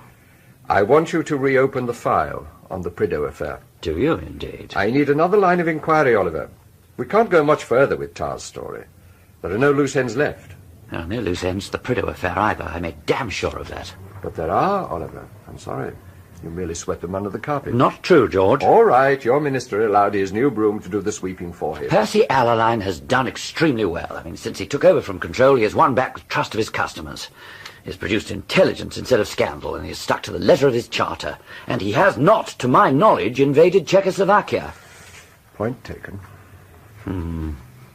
Have you ever wondered why Control should have contemplated mounting an operation like that? It was completely out of character. We really can't start raking over all that again. There's a mole inside the circus. If you want me to find him, I must have access to any source of information, any source. And that includes the Prideaux file. George, you haven't got some personal axe to grind, have you? No, of course not. Very well. But if I do raise the file, isn't there a risk of alerting the mole? We don't need to raise it, Oliver. Only to re-examine it. Just tell us where it is. I don't know where it is. Just look at the time. I suppose I could go through my papers. If you would. There might be some indication there. I'll phone you here, shall I? Please, and from a public call box. Always from a public call box, if you wouldn't mind. Is that absolutely necessary? It would be wise. Well, goodbye, George. Goodbye, Oliver. Thank you for coming. I beg your pardon. Sorry, it's my fault. I'll be in touch, George. As soon as you can. Come in, Mendel. Down. All well? Fine. He was clean when he arrived. Nothing on his tail, nothing on his conscience. Good. He had something on his mind when he left, though, didn't he? Yes, I should think Oliver Laken's a very worried man. So what's your next move? I want to talk to a man called Jerry Westerby, a journalist. Never heard of him. I'm not surprised. He does most of his work behind the Iron Curtain and is a frequent contributor to the Circus, if you understand me. Oh, Struth, you've got everyone at it, haven't you?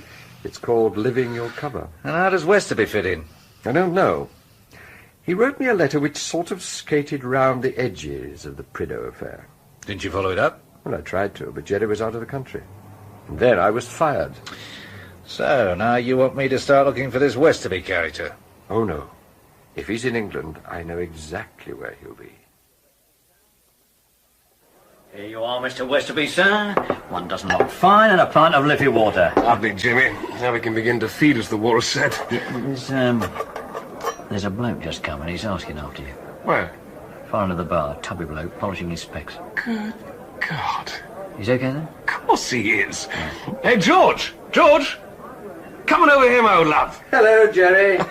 Well, I'll be damned. Sit down, sit down. Thank you.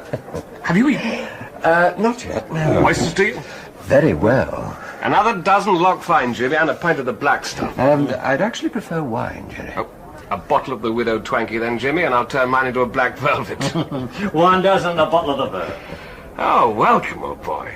Long time no see. A long, long time, Jerry. I haven't seen any of your circus performers for ages now, to tell you the truth. Oh? Now, they put me on the shelf, old love. I should never have sent you that letter. I burned it as soon as I read it, Jerry. I didn't tell anybody about it.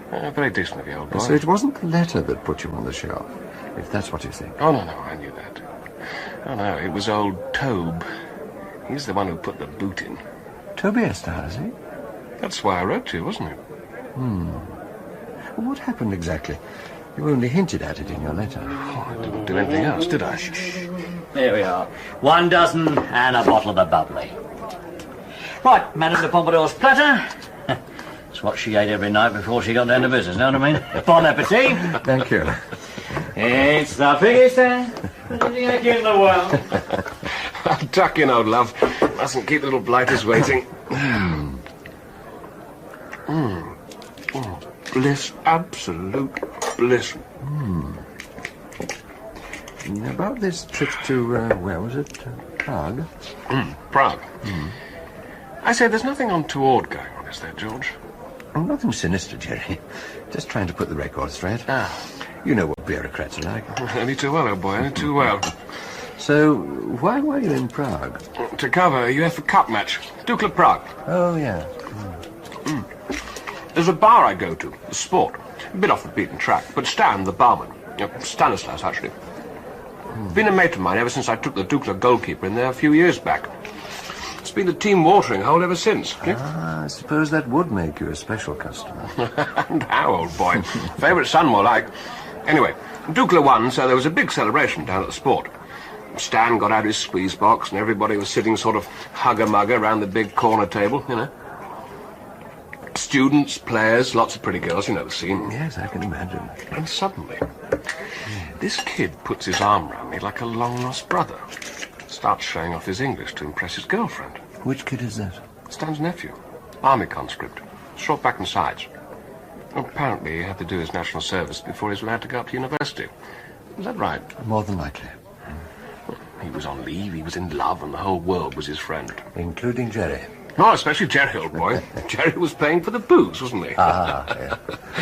Well, to cut a long story sideways, he'd apparently been on some army exercise in the forests up around Brno. Usual sort of nonsense. When was this, Jerry? This exercise? A couple of weeks before. End of October, I think. Thank you.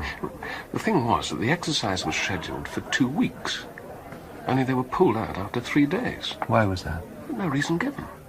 Just orders. Clear out of the forest, go back to the barracks. The whole forest had to be cleared by nightfall. Didn't he have any idea why? Oh, yes.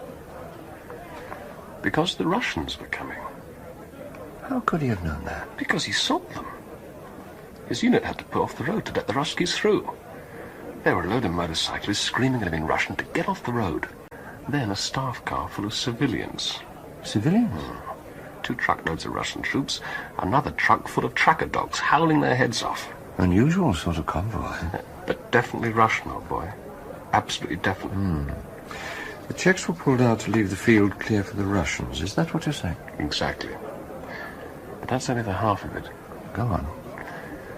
The next night, the boys said his unit was piled into their trucks and tore around the countryside until dawn, signaling like mad as they went. No one knew what they were supposed to be doing or why they were doing it, but half the Czech army seemed to be on the move. For no apparent reason. The boy discovered the reason when they got back to Brno. A British spy had tried to kidnap a general from a research station up in the forest, and the Russians had shot him. We seem to be talking about 2 nights, Jerry. Yeah. That's the whole point, George. The Russians moved in on the Friday, but they didn't shoot the spy until Saturday. In other words, they knew he was coming. Exactly, old fellow. So why were the Czechs tearing around the country, creating an uproar? That's a good question. A damn good question, actually. You say you passed all this to Esterhazy? Well, I made a dead letter drop for him in Budapest on the way out. I told him the story when I reported back. And he read you the riot act? Oh, not straight away, old boy. Well, that was the strange thing. At first he was full of praise. Westerby for mayor, all that. Then he went back to the circus. And next day he was foaming at the mouth, screaming I was too pissed to tell fact from fiction. I see. A very odd sensation, that I don't mind telling you. Like watching somebody try to squeeze the toothpaste back into the tube. Good morning. Can I help you? Mr. George, please. Room 8, I think it is. That's right, dear. You'd be Mr. William. Just a minute. I am expecting. Oh, yes, here we are. William. Funny. What is? Well, the way you've all got Christian names for surnames. Oh, that's because we're all Welsh, sir. Are you? Oh, yes. Valleys are full of Billy Williams and Evan Evans and the like. Really? Oh, yes. We've got whole rugby teams where everyone's got the same name. Go on. Oh. How do they know who they're talking to? Search me, but you don't have to confuse the opposition. Top floor, isn't it? Yes. I'll let him know you're here. Come in, Peter. Hi. You know Mendel, don't you? Yes, of course. Hello again. Nice to see you. Thank you for coming so promptly, Peter. Do sit down. Thanks. I'll fix you a drink. Scotch, isn't it? Please, with water. Right. Well, George? Peter, I think it's time to reopen the Prideaux file. Prideaux? How the hell does Prideaux tie in with Ricky Tarr? He doesn't, but he might well tie in with Mole Gerald. Ah. So we'd like to reopen the file. However, we seem to have one small problem. What sort of problem? Hey, not so heavy with the scotch. Come on, you can manage this. You're not setting me up for something, are you, George? As I was saying, Peter, we've come up against a snag with the Prideaux file. I had hoped Oliver Laken would have something to show, but he phoned a little while ago. He has nothing on file about the Prideaux affair. I'm not surprised. All the papers will have been consigned to a dead file in Circus registry by now. That's what I thought. We've got to get hold of that file, Peter. What he means is that he wants you to steal it.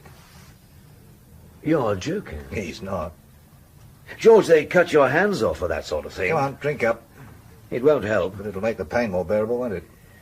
Thanks. Okay, George. How do I go about stealing this file? I'm sure you've got it all worked out. I think so, more or less. Your first move is to dream up some excuse to get into registry. Well, that's no problem. I can say I need to dig out an old case history. Good. You'll need to make a preliminary recce, Peter. To find out which shelf the Prideaux file is kept on. I should think it's still under its original title. Operation Testify. So all you want is the shelf number? I can find that out by the morning. When you go back the next time... You're going to pinch it. Thanks. Take your briefcase with you, with a dummy file, with the Testify heading and shelf reference. Anything in the dummy? A few blank sheets for appearance's sake.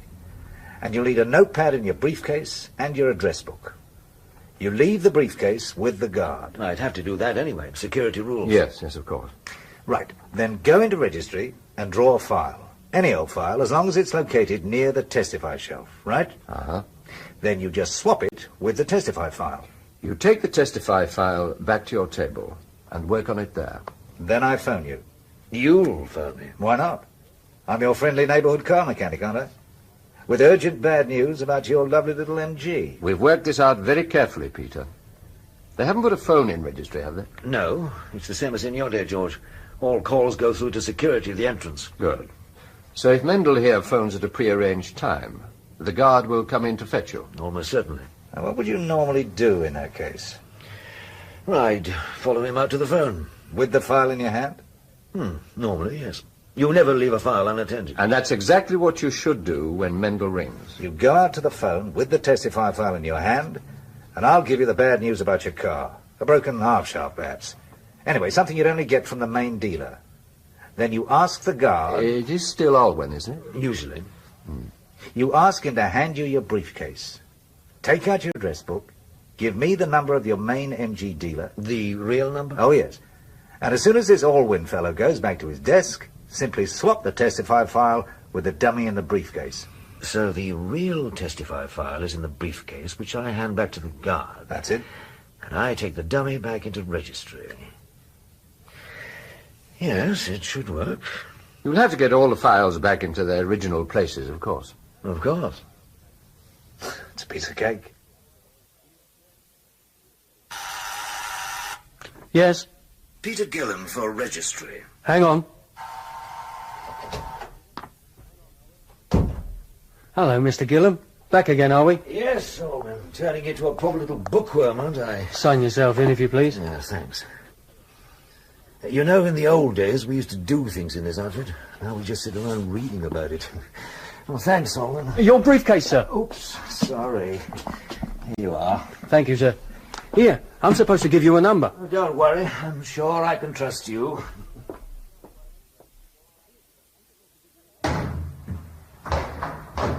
Hello. Back again, Peter? Is there some sort of quota system in operation round here? Well, we don't see you for months on end, and then suddenly it's twice in 3 days. That's what all the girls say. Get on. How many registrations? 2, please. Thanks. 2884 3133. Thanks. D corridor. The 2 8s are halfway down on the right, and the 3 1s in the next alcove after that. Great. And don't forget to hand the counterfoils in when you leave. Will do.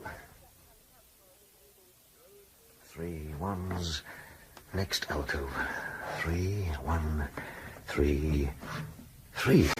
Ah, yes, nice pink file. Now, where's testify? Ah, pink for pink. And I'm in... What the hell? What the devil are you doing? The radiators aren't working. Neither's anyone else with that row going on. Sorry if I disturbed you. It's all right. I was told that this would be the best time to do Yes, all right. 3 o'clock, Not your fault. Would you like a cup of coffee, Peter? Good idea. Sorry, Sal, I got wasted a little last night. The brain can't take sharp metallic intrusions. And I always thought you were a clean-living country boy. I am. Milk and sugar. Please. Oh, and have you got the Warsaw telephone directory? They're up this end now. Bottom shelf, right-hand side.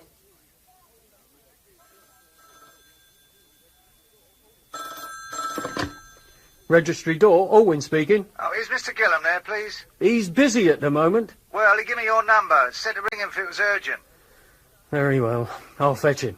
Who shall I say's calling? Tell him it's Bert from the garage. Hang on a minute.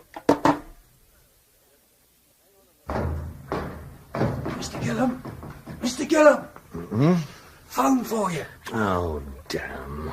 Sorry, they said it was urgent. Who is it, did they say? Bert someone or other from the garage. Oh, Lord. It sounds ominous.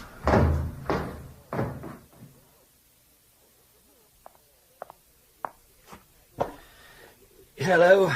Gillam here. Oh, hello, Mr. Gillam. It's Bert from the garage. Oh, yes, Bert. What's the problem? Bad news, Mr. Gillam, I'm afraid. The half shaft's gone. Oh, no. How long's that going to take, then? Well, that depends on how long it takes to get a new one, doesn't it?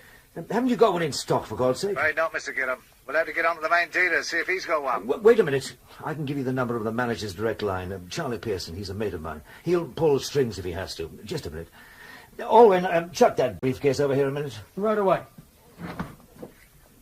Here you are, sir. Thanks. Want me to open it for you? No. You might set the alarm off. I hadn't thought of that. Just back it on the shelf here. Ta. I hope you get it sorted out, Mr. Gillam. I'd better. Won't keep you a minute, Bert. Okay.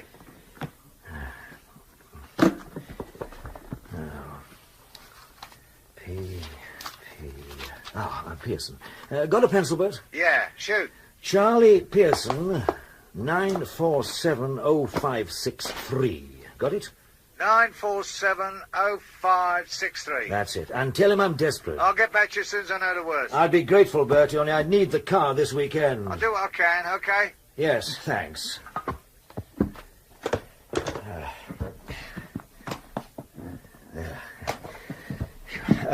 Bloody motor mechanics, they're all the same.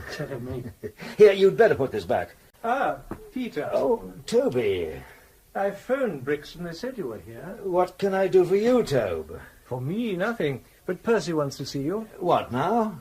Immediately. We have a tiny crisis, actually, and Percy wants your opinion. Oh, one of those. Hang on a minute.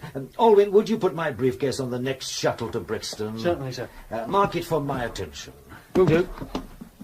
What about the file? Want me to take it back in the registry? No, thank you. I'll put it back myself. Let Orwin do it, Peter. Percy's waiting. You'll have to wait a bit longer. Sally told me to put everything back where I found it. And she's a black belt judoka, isn't she? I found him, Percy. He was downstairs. Well, bring him in, then. Sure, Percy. Come in, Peter. Thanks. Find yourself a chair, Peter Gillam. Oh, thank you. No, right here, where I can see you. Okay. Is this better? We're just waiting for Roy and Bill, actually, Peter. They're on their way. What's all this in aid of, then? Just bear yourself in patience. Sorry. Ah, here they are. You found him, Toby. Oh, yes. I was right under your nose all the time, Roy. You should have told me you were looking for me. We tried to. Peter, what are you up to these days? Not a lot. A couple of Arab ploys that might be promising. Cy Van Hoffer may have a lead to a German diplomat. That's about it. No news of Ricky Tarr, I suppose. Ricky Tarr? He's your man, isn't he? Yes. So what? Well, how is he these days? I've no idea. I haven't seen him. You know that. Do I? What's that supposed to mean? Peter Gillam, have you or have you not been in contact with Ricky Tarr? Oh, sure. We have tea together at the Ritz most afternoons. Don't try to be smart with me, Peter. I'm talking to you about a defector from your own section. I'm accusing you of consorting with him behind my back, of playing damn fool parlour games when you don't understand how much is at stake. Look, Percy, I haven't seen Tarr. I haven't laid eyes on him since I sent him on some damn fool errand to Hong Kong. So if anyone's playing parlour games, it's you, so get off my back. Ricky Tarr has a daughter, hasn't he, Peter? Mm-hmm. Seems very attached to her, too. Does she have a name? Danielle, but Tarr calls her Danny. What about the mother? She's Eurasian, that's all I know. Unmistakably Eurasian, or could she pass for something nearer home? I've never seen her, but Tarr seemed to think she looked full European. Danny, too, for that matter. 12 years old, long blonde hair, brown eyes, slim build, isn't her? It could be. Danny and her mother were due to arrive 3 days ago at London Airport on the direct flight from Singapore. So, what's happened to them? Delayed, missed their plane, changed their minds. How the hell should I know? Well, perhaps your information is wrong. It isn't. The source is extremely secret, Peter. It may sound like ordinary flight information, but it isn't. It's ultra sensitive, actually. In that case, I'll keep my mouth ultra shut, Toby. So what do you make of this information, Peter? Why is Tarr coming to England? Sorry, I thought you said it was Danny and her mother who were coming to England. Doesn't it occur to you that where little Danny is, Tarr will not be far behind? Until now, it did not occur to me now. Until now, Tarr was a defector, right? He was supposed to be sitting in Moscow talking his head off, right? So what's he meant to be doing now? Redefecting to us? Redefecting will be a damn charitable way of putting it. Listen, Peter. Danny and her mother are travelling on fake British passports in the name of Poole, like the harbour. Tarr's got one too. The well-known Mr. Poole. That doesn't mean Tarr's in England. He's already here, Peter. Oh? But we don't know where, actually. Our information is that he left ahead of Danny and her mother, travelling by a secret route. All right. The Russians have turned Tar round. They've sent his family over instead of keeping them in the bank. They've sent Tar over too, knowing that we won't believe a word he says. And suddenly we're all going to be murdered in our beds.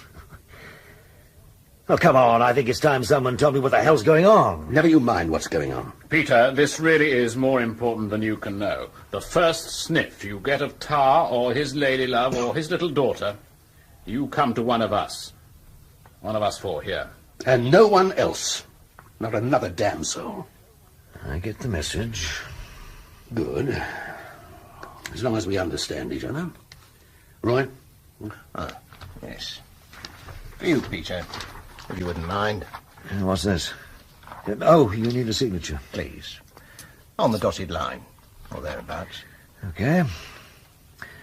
I certify that I've been advised of the contents of Witchcraft Report number 308. Source Merlin. Witchcraft? Merlin? What the hell's that supposed to mean? Never you mind what it means. Just sign it. And keep your mouth shut.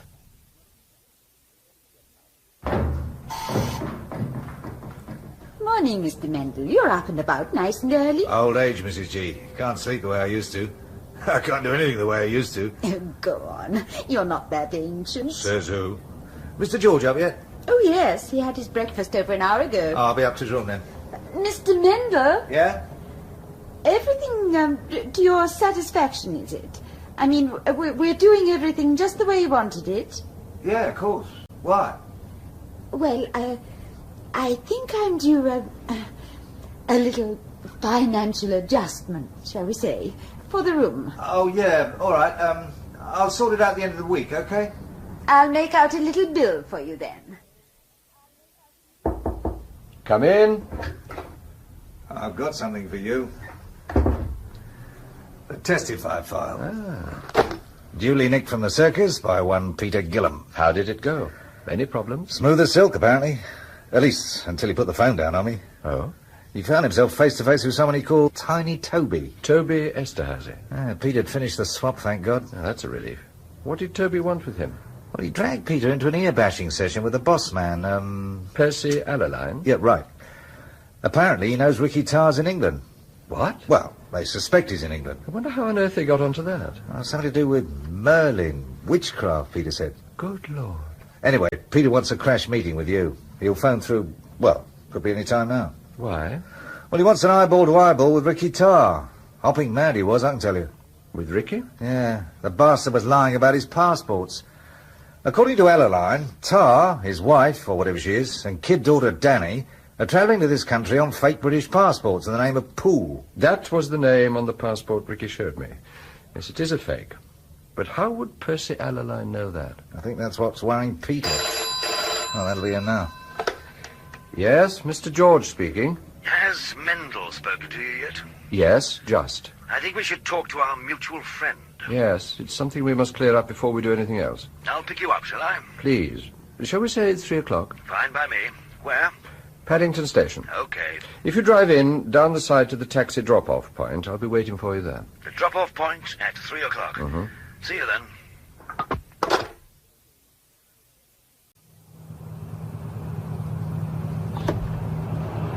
Right on time, Peter.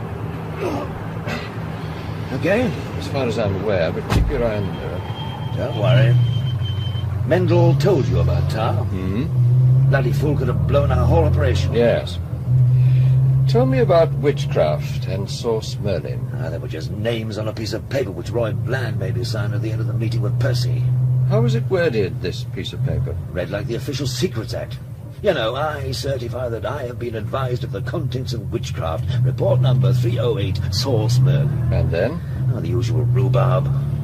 What was it exactly that they had advised you of? Nothing, except the flight information about Tar's family. Seems so bloody trivial. But it isn't, Peter. Don't you see? It means that their information comes direct from Moscow. I'm sorry, George. I don't follow. Merlin is Percy's highly confidential source in Moscow. Witchcraft is the code name for the material he or she supplies to Percy.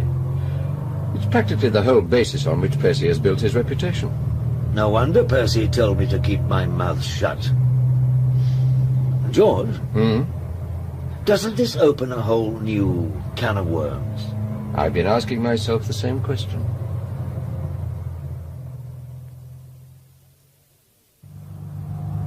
How much further, George? We're nearly there. I think we want the next turning on the left, Peter. Yes, this one coming up. Ah, got it. There. And that's the house up ahead. Not bad. Whose house is it? Ailsa Brimley's. Good Lord. That's a name out of legend. Did you ever meet her? Before my time. Brim was Jebedee's right hand during the war when she was young enough to be his daughter. Though there were some who maintained that she was something else. Was she? I never asked. Come on. There's Brim at the door. I can see how the rumour started. Oh, yes. There was always a lot more to her than that, believe me. Hello, Brim. Hello, George. Nice to see you again. You don't know Peter Gillam, do you? Oh, by reputation. I rather think I'd left by the time they brought you in from the cold. Nice to meet you, Miss Brimley. They call me Brim. Everybody else does. Well, come in. Come in. Oh, thank you. Thanks, Brim. I hope all is well, your guests behaving themselves? No trouble at all, George. They've been very good, playing cards most of the time. And Tar hasn't been out alone? Oh, dear me, no. I don't think Fawn would countenance that. He hasn't tried to phone out? Not as far as I'm aware. Fawn has a very steadying effect on Mr. Tar. He has the same effect at Brixton. The others are very wary of him. He seems such a gentle sort of fellow. I think that only makes it worse. Can I get you something to drink? Or to eat, perhaps? No, thanks, Brim, really. We've got some pretty urgent questions we need answers to, if you don't mind. Oh, of course. You know where he is, upstairs, the last door on the right. Who the hell's that? Who is it? It's me, George Smiley. May I come in? Just a minute, Mr. Smiley. Hello, Fawn. Hello, Mr. Smiley. Mr. Gillam. Everything okay? Yes. Where have you been? I haven't heard from you for days. There's been a great deal of ground to cover, Ricky. A lot of loose ends to tie up. Yeah, well, you be damn careful. You could be stirring up a hornet's nest. We're being very careful, Ricky. Very circumspect indeed. Well, mind you are. Anyway, what are you doing here now? We need some more information, Ricky. All right. Do you want me to leave, sir? No, stick around, Fawn. All right, George? By all means. Well, then, Ricky, these passports of yours. Which passports? The Swiss passports you took with you to Hong Kong. Yeah. You said you burned them. Right. What did you burn them with? Well, what the hell does it matter? Steady, Ricky. Yeah, all right. Ricky, we have to know the whole truth. Not just the bit you want us to know. I told you I burned the passports. I didn't fancy the numbers. I reckoned they were blown. What about the British passport? In the name of Poole, was it? Yeah, that's right, Poole. Did you buy any other passports from the same source? Well, why should I? I don't collect the damn things. I just wanted to get out from under. And what about your little daughter and her mother? You wouldn't want to leave them behind to the tender mercies of a Frenchman, was it? Yeah. The one who turned up at Kuala Lumpur saying that you owed money. Oh, all right, damn you. Yes, I got passports for Danny and her mother. Mrs. Poole, Miss Danny Poole, so what? Now, why didn't you tell us that before? We would have understood. It's the most natural thing in the world to look after the people one loves. Or perhaps you didn't tell us because you were ashamed. Why should I be ashamed? Coming to England to all this VIP treatment, leaving them behind like that, at the mercy of that inquisitive Frenchman. Not a very gallant act, was it, Ricky? Not when you think about it. Maybe. Of course, it would be a different matter entirely if you'd burned the British passports and doctored the Swiss passports for Danny and her mother. That would make sense, wouldn't it, Ricky? You could make travel arrangements for them in the name of Poole. Book them on a flight to England, perhaps, quite openly. So you'd be laying a false trail for London Station, the Russians, whoever it was looking for you. When in fact you had already used the Swiss passports to smuggle your family to somewhere safe. To somewhere like Jakarta, say. You bastard! You leave her alone, Paul! Leave her alone! There you are, Ricky, old son. You just sit quietly and get your breath back. All right. You all right, Mr. Smiley? Yes, thank you. I don't know where Danny is, or her mother. You look after your own woman. Leave me to look after mine. That's enough, Ricky. Oh, it's all right. I don't know where they are, Ricky. And I don't want to know, believe me. Just as long as you don't try to communicate with them. Don't worry. It shouldn't be for much longer. A week. Less, if I can manage it. Try not to think about it too much. Penny for them, George. Hmm? Oh, just going over what Ricky said again. Oh, which bit exactly? You did most of the talking. That remark he made about looking after my own woman. You mustn't let someone like Ricky Tarr get to you. Tell me, was Tarr referring to anything in particular? Peter? I'm afraid he was, George. Yes. I see. It was a long time ago, before you left the circus, in fact. And it still got as far down the line as that, to the likes of Ricky Tarr. Take no notice of him, George. He was only trying to get back at you. Yeah, I realize that. And what did this rumor suggest? Please, Peter. It was only a rumor. About Anne? And Bill Hayden. I'm sorry, George, really. Yes. Ricky's quite fly, isn't he? He's bloody unstable, and a congenital liar. Isn't that a roadhouse up ahead? Uh-huh. Why don't we stop and have a bite to eat? If you like. Everything all right, gentlemen? Yes, thank you. Yes, indeed. More coffee? Not for me, thank you. Sir? No, I'm fine. If you'd care to bring me the bill now, please. Right away, sir. You know, Peter, the more I think about it, the more I have to admit to a sneaking admiration for our Ricky Tarr. Huh? No, seriously. He's taken on London Station and Moscow Centre single-handed, and fooled them both. Ricky's a fly little beggar. You said it yourself. Well, Peter, I think we both know why the Russians want to get their hands on Ricky Tarr. Oh, yes. To protect their mole inside the circus. But why, then, are London so anxious to get their hands on Ricky? Well, Percy seemed to think Tarr is redefecting. At least, that's what he said. How can he be redefecting when he never defected in the first place? Well, we know that, George. Percy doesn't. Why not? If his source in Moscow told him about Tarr's travel arrangements, he must surely have told him Tarr wasn't a defector. It doesn't make sense, does it? Not yet, Peter. Not yet. Your bill, sir. Oh, thank you. Is there a public telephone I can use? Outside, by the main door, sir. Thank you. I promised to phone Mendel. Oh? He's trying to trace some of the people who were involved in Operation Testify. Anyone in particular? Max Kodicek, for one. According to the file, he was Jim Prideaux's babysitter. Whatever's happened to old Max? I haven't seen him for ages. No one has. He hasn't worked for the circus since Testify. I see. Who else is Mendel after? Sam Collins. Sam? He was duty officer the night Jim Prideaux was shot. That's right. Sam got the push about 3 weeks later for drinking on the premises or something equally stupid. Amazing, Peter, isn't it? Practically everyone who was involved with Operation Testify is no longer working for the circus. Including you? Including me. Look, let me take care of the bill while you go and phone Mendel. Very well.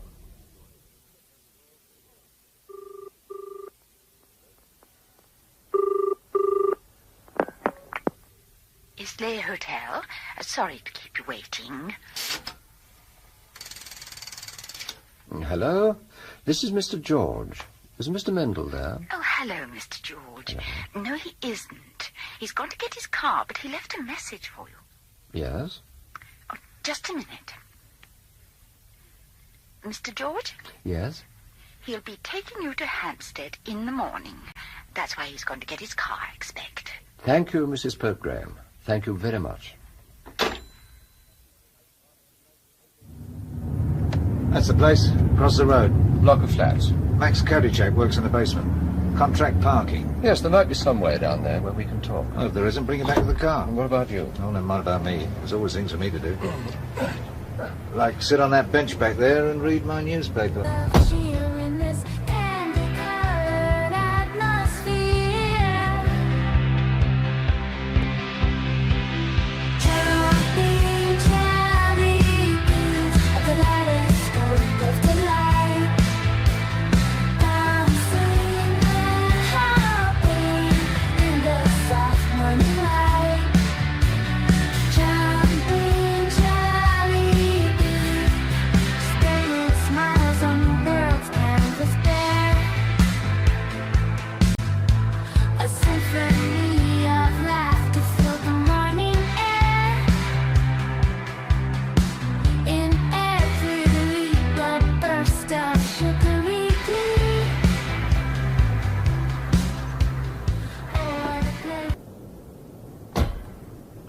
Okay, Max, take it away. Bring Giorgio up next. Right. I say, excuse me. Just a minute. Any possibility of renting a parking space for a few months? What sort of car? Hey, Hello, Max. what you do here? I want to speak with you, Max, in private. Sure. Sure. We go in the cabin. Oh, Dickie? Yep. I just deal with this customer. You take over, huh? Okay. In here, please, George.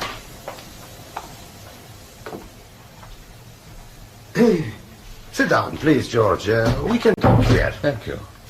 You want some terrible coffee? No, thanks. I just want to talk. Sure. We talk, then. About Jim Prideaux. Uh-huh. Okay. I'm not in it anymore, Max. Did they tell you? Nobody don't tell me nothing. They sacked me. Probably about the same time they sacked you. What do you do? Steal money? I don't want them to know I came here, Max. This is private. Okay. You private, Max private too. Cigarette? No, thank you. Me also. Try to give up. I want to know what happened in Czechoslovakia. I had no part in it, Max. Please believe me. Sure, George. I was in Berlin. I knew nothing, absolutely nothing of the background or the planning for that job. Planning? Well, that was some planning, George. Some planning. Jim had some sort of special job to do, didn't he? He asked for you. I know he did. Sure. Was special job. Secret job for Czechoslovakia. Jim asked me to babysit. Jim say, take leave. Tell Toby Esterhazy Max got girlfriend trouble in Leeds. Toby say Max always got girlfriend trouble somewhere.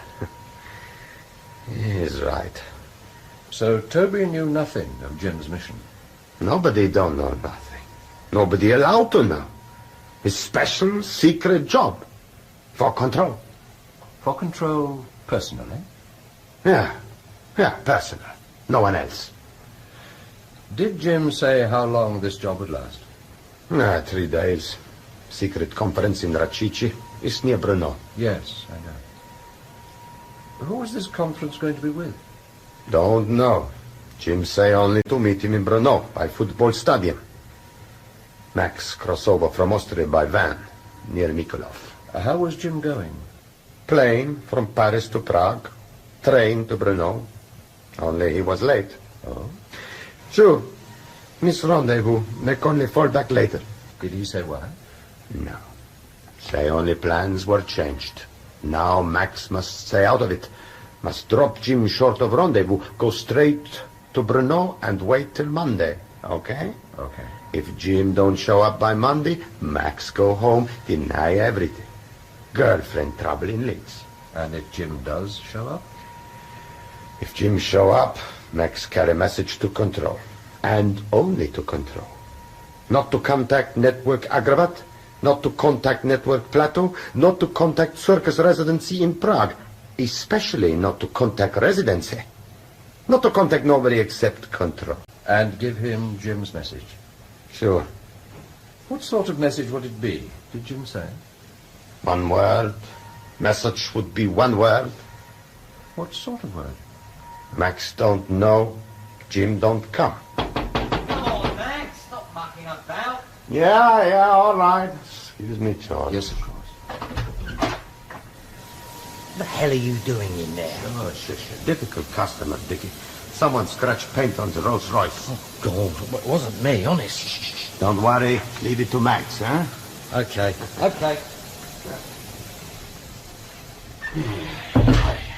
So, something obviously happened to Jim on his way to that first rendezvous in Brno. For sure. So he made the fallback, and then what? We drive to Rachichi Road and find car. Fiat, black, no lights. Jim get out, say something to driver, code word, something. Then get in car and drive up track which go through woods. And then? And then Jim don't come back no more. Max, what happened to Jim? What the hell? Now, come on, Max. You hear these things. It gets around among you emigres. Come on, Max. You must have heard something. Yeah, sure. I hear they shoot Jim from behind, in back. He was maybe running, yeah? I hear they put him in prison. Yes, but how did we get him back? What did it cost? I tell what it cost, George. It cost Pribble, Pribble's wife, Pokova Mirekov, Pribble's wife, the brother, Colin Keary, also his sister. This was Network Agravat, now mainly dead. After Network Agravat come Network Plato, come lawyer Rapotin, come Colonel Lankron, come typist Seva Kriglova, Hanka Pilova, also mainly dead. That's a damn big price for one Englishman with bullet in back, George. Perhaps it wasn't Jim. Perhaps someone else blew the networks. What the hell? Why you bother, George? Why you bother?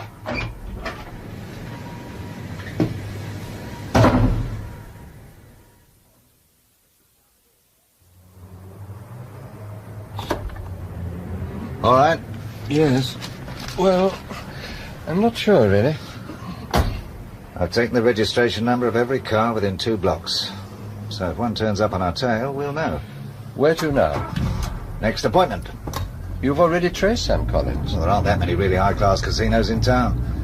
2 phone calls was all it took. He's at the Rouge et Noir, just off Grosvenor Square. Oh, will it be open yet? It never closes, does it? Those people never give a sucker an even break. I'm going to need 2 more pieces of information fairly soon. Name them. One's a firm called Stroll and Medley. What do they do for a living? That's what I want to know. There's an invoice from them in the testify file for services rendered. It's a strange piece of unexplained trivia. That needs explaining. If possible. What else? The present whereabouts of Jim Prideaux. Full name? James Sheldon Prideaux. Any leads? I'll see if Oliver Laken can conjure up some relevant background material, but the politicians have rather swept him under the carpet. Right. We'll split at the Rouge et Noir and I'll start putting out feelers.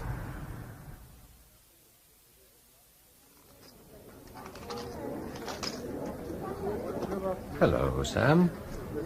Good God. Can you spare me a few moments? Of course. We'll go into the office. Fine. Well, what do you think of the place? It's certainly impressive. And very profitable. Okay, George. Do you enjoy all this, Sam? Well, better than selling washing machines, isn't it? So, what can I do for you? A few memories, bits and pieces, you know. Like what, for example? I'd like to talk about the night Jim Prideaux was shot. You were duty officer, weren't you? Yes.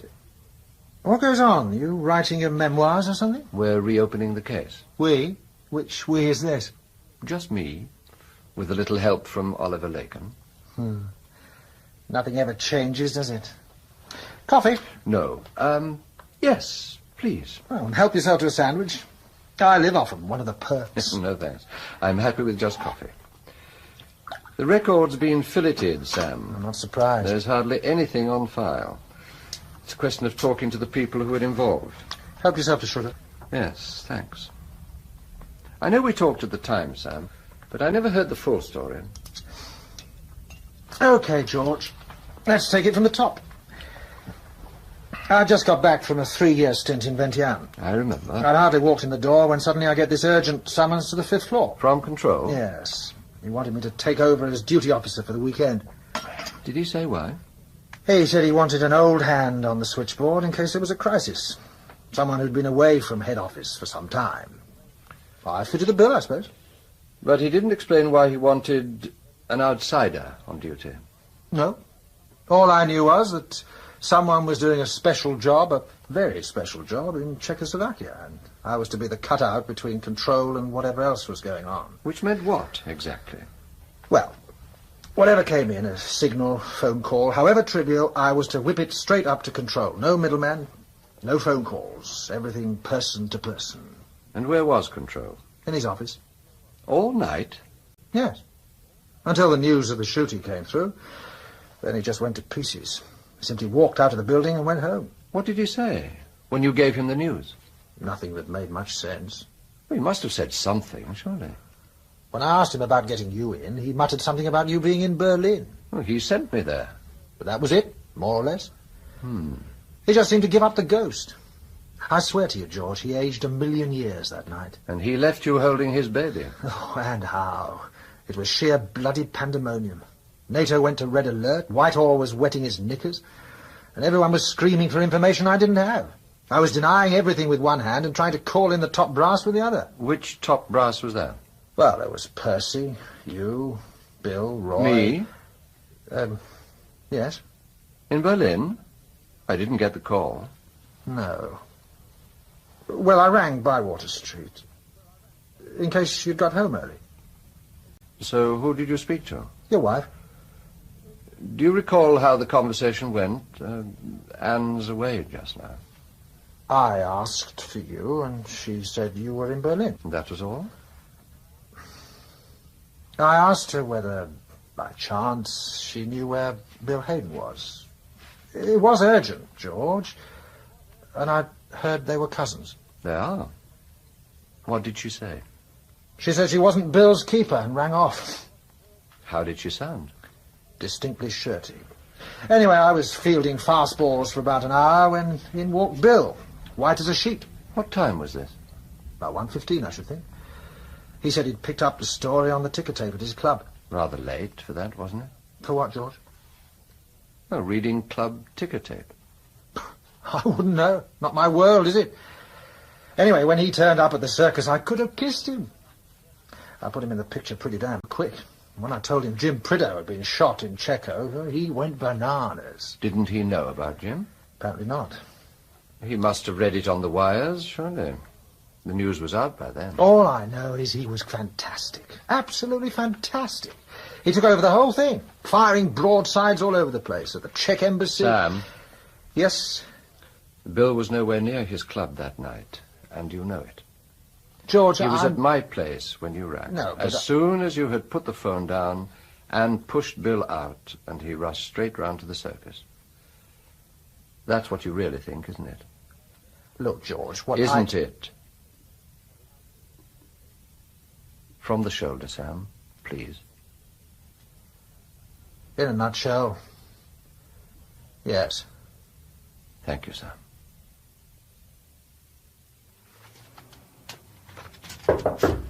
Come in. Ah, good morning, Oliver. George, all well? Very well. Can I offer you some coffee? Not just at the moment, thank you. Do take a seat, Oliver. Well, how much longer is all this going on, George? Until we find our mole. That is the object of the exercise, isn't it? Yes. I asked you to call in so I could bring you up to date. Good, good. Yes. I think we have established the salient facts about Operation Testify, Oliver. No? We know Control mounted the operation entirely off his own bat. Indeed. And we know the operation was betrayed. To the Russians, not to the Czechs. How do we know that? It was reported to London Station by one of our own agents. Hearsay, George. It's pure hearsay. Well, agreed, Oliver, but worth following up, wouldn't you say? Well, yes, but what will that entail exactly? If we want to get to the truth of the matter, I have to speak to Jim Prideaux. Oh. I'm afraid so, Oliver. Well, by all means, speak with him, if you can find him. Ah, yes. There was an oblique reference to him in the file we removed from registry. I'd rather not know about that. It seems Percy Alaline passed on an invoice to you from a Messrs. Stroll and Medley for services rendered. Stroll and Medley. Messrs. Stroll and Medley specialize in providing supply teachers to preparatory and minor public schools. Supply teachers? In this case, a language teacher to Thursgood School, which is just outside Taunton, I believe. You think that referred to Pritter? The service was rendered in May last year. Yes. The timing is about right. I thought it worth checking. What will you do? Just that. Check it out. Mendel's going to look over Thursgood School. He caught the first train down there this morning. Move on! No, that's it! Stand on the way! Well tackled, you bold! Aren't you playing, Jumbo? Please, sir, I'll excuse games. I've had a cold. We could do with his weight in the scrum, sir, couldn't we? Damn right, Shrimp. We're getting shoved all over the place. Who's that, Jumbo? Who, sir? Over there. Looks like old Solomon Grundy. Who is he? Don't know, sir. Please, sir, I think he's something to do with the church. Church? Shrimp? What church? Please, sir, our church, sir. I saw him talking to Wells Fargo this morning. And what did he have to say to the Reverend Spargo, eh? Don't know, sir. They were just looking at the pew lists, sir. Our pew lists? Yes, sir. Thursgood's pew lists. With all the names, sir, where we sit. Was he now? Look, I think he's going, sir. Yes, so he is, Jumbo. So he is. Up to no good, I'll be bound. You see him snooping around here again, you let me know, all right? Yes, sir. Sure you recognise him again, are you? Yes, sir. Colour of hair, Jumbo? Sort of greyish, sir. Height, Shrimp? Sir, 6 foot, sir. Sir, everyone looks 6 foot to Shrimp. Age, Jumbo, you toad. 91, sir. There you scored, sir.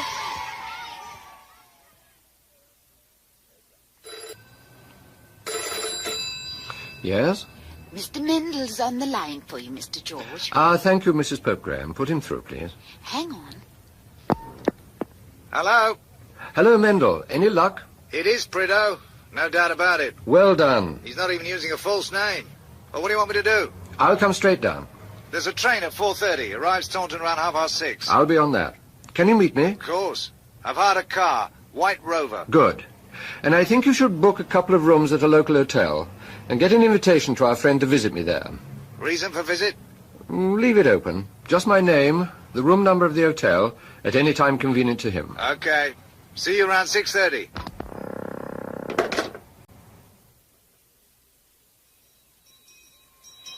Mr. Prideaux, Mr. Prideaux! Hey? Oh, what is it, Shrimp? Sir, it's a message for you, sir. Message?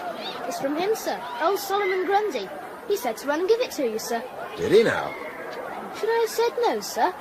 No, Shrimp. Must always deliver messages. They might be important. Sir, I hope it's not bad news, sir. Well, let's see, shall we?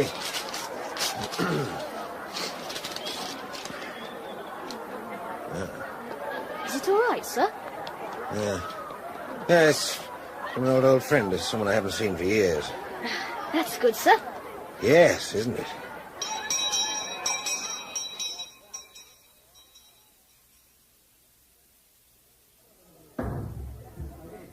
Can I help you, sir? Rooms up there, are they? Yes, sir. Who was it you want, sir? 23, second floor, eh? That's right, at the end of the corridor. Right.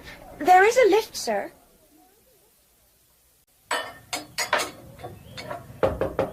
Come in.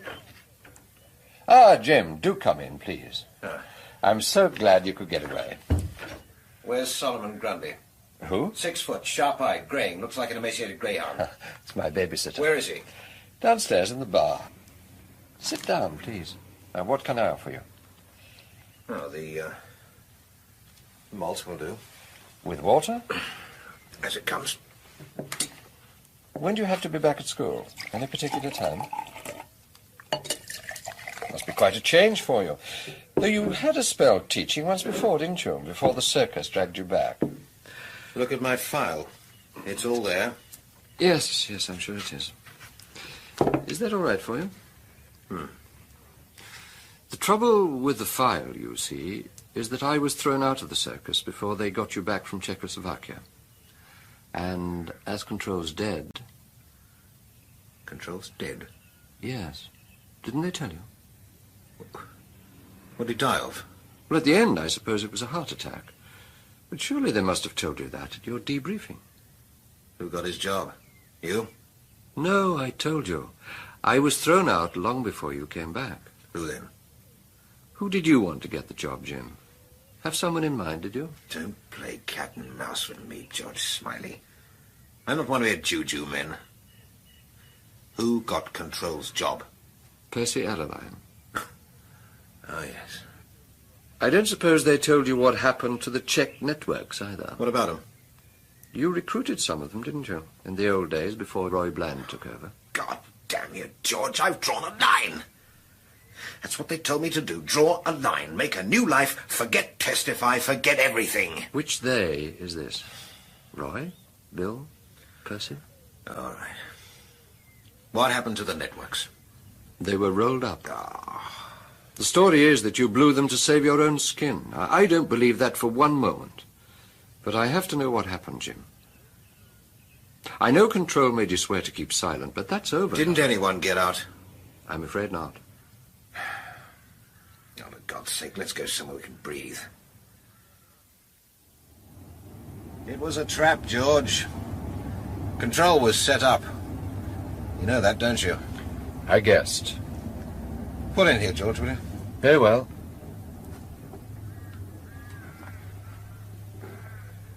You say Control was set up? Oh, they had a big surveillance operation waiting for me the moment I landed in Prague. Cars, pavement artists, backups, the lot. There's so many of them, they're tripping over each other. Is that why you didn't make the rendezvous with Max? How'd you know that? Well, Max told me. Oh, he's all right, by the way. Oh. That's something, I suppose. The meeting was a trap too, presumably. Oh, yes. Half the Red Army waiting for me. Flares, fireworks, photographs, and the KGB for afters. It was a Russian trap, then? Moscow written all over it. Biggest sucker punch in the history of the trade. And Control walked into it with his eyes wide shut. I don't believe there ever was a general. Your meeting was with a general? Supposed to be. Russian? Czech. General of Artillery, it is alleged. In reality, he was the Czech liaison officer at Moscow Center. Did he have a name? Stevchik. He'd apparently made it known to Control through, quotes, a trusted intermediary, that he was disenchanted with his lot and ready to sell out. So what was this General Stevchik going to sell you? Defense material, rocketry, ballistics, that sort of thing. Nothing else? More a bit of politics. And that's all? George. Yes? The networks. How long were they in the bag before? You know. A lot longer than you were, I'm afraid. Dear God. Let's have a breath of air, shall we?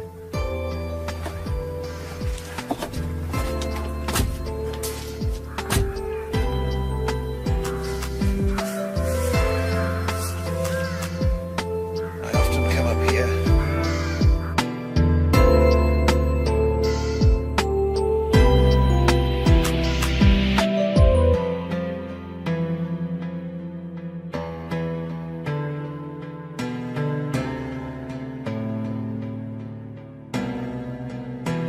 Get away from things for a while. I can imagine. It's peaceful.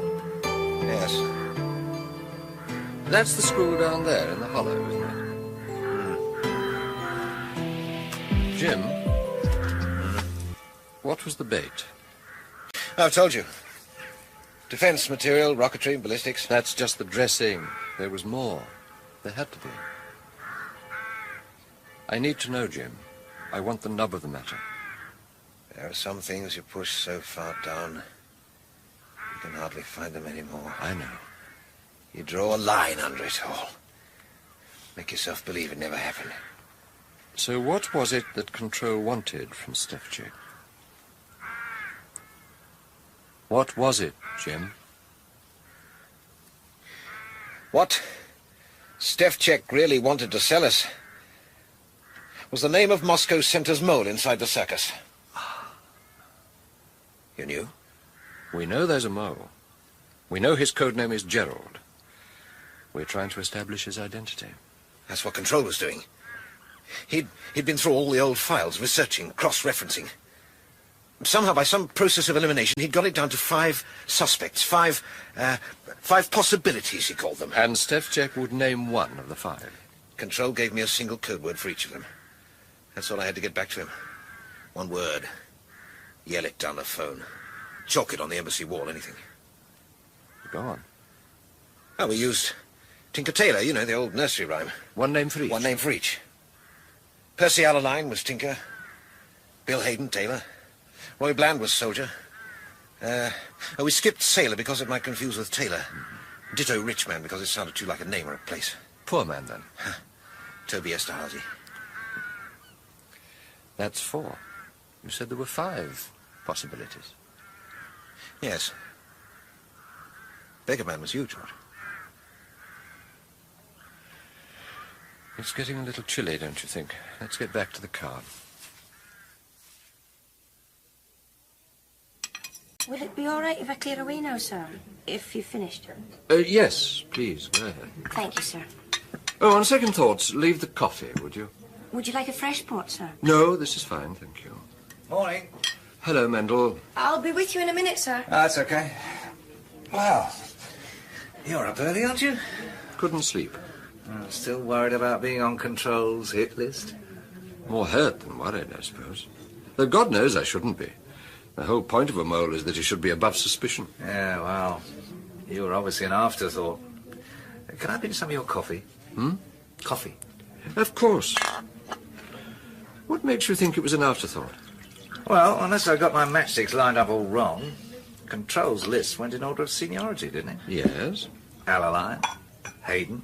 Yes, you're right. So you would have been Tinker. Tailor at the very least. Why didn't I think of that? Too close to home. The question now is, why the afterthought? Well, didn't you say Prideaux was close to Bill Hayden? Very close. They were at Oxford together. And Hayden's name was on the list? So you think my name made the list more acceptable to Jim Prideaux? Well, it's a fair assumption. You are being most perceptive this morning. Well, I've got a clear conscience, haven't I? Are you finished with the toast? Yes, help yourself. Ta. I'll tell you one thing. I reckon your Mr. Prideaux could prove a very ugly customer if you ever got on the wrong side of him. Probably. He's a very powerful man, certainly. Or was. He had a rough time out there in Czechoslovakia. How long did he hold out? Days, weeks. I don't suppose he knows. Then why didn't the networks get out, if they had that much time? That's the whole point. They didn't have time. They were rolled up on the first night. What? Ah, your mole, Gerald. Yes. Apparently Jim was hardly questioned about the networks. The Russians just weren't interested. Then why hammer him? What they were really after was the extent of Control's suspicions, how close he was getting to uncovering their mole. Careful. Sorry to keep you waiting, sir. Oh, that's all right, dear. A full breakfast, is it? Or just the continental? Have I got time for the full? Easily. I thought we might try for the 9:45 back to town. Well, I'll have the works then, dear. Orange juice, mixed grill, toast and marmalade. Oh, and some more coffee, please. And your room number? 15. 15. Thank you, sir. If you'll excuse me a minute. Sure. I want to set up an urgent meeting with Oliver Lacon. If I phone now, I'll still catch him at home. I'll be right back. Don't rush. I may need a little time.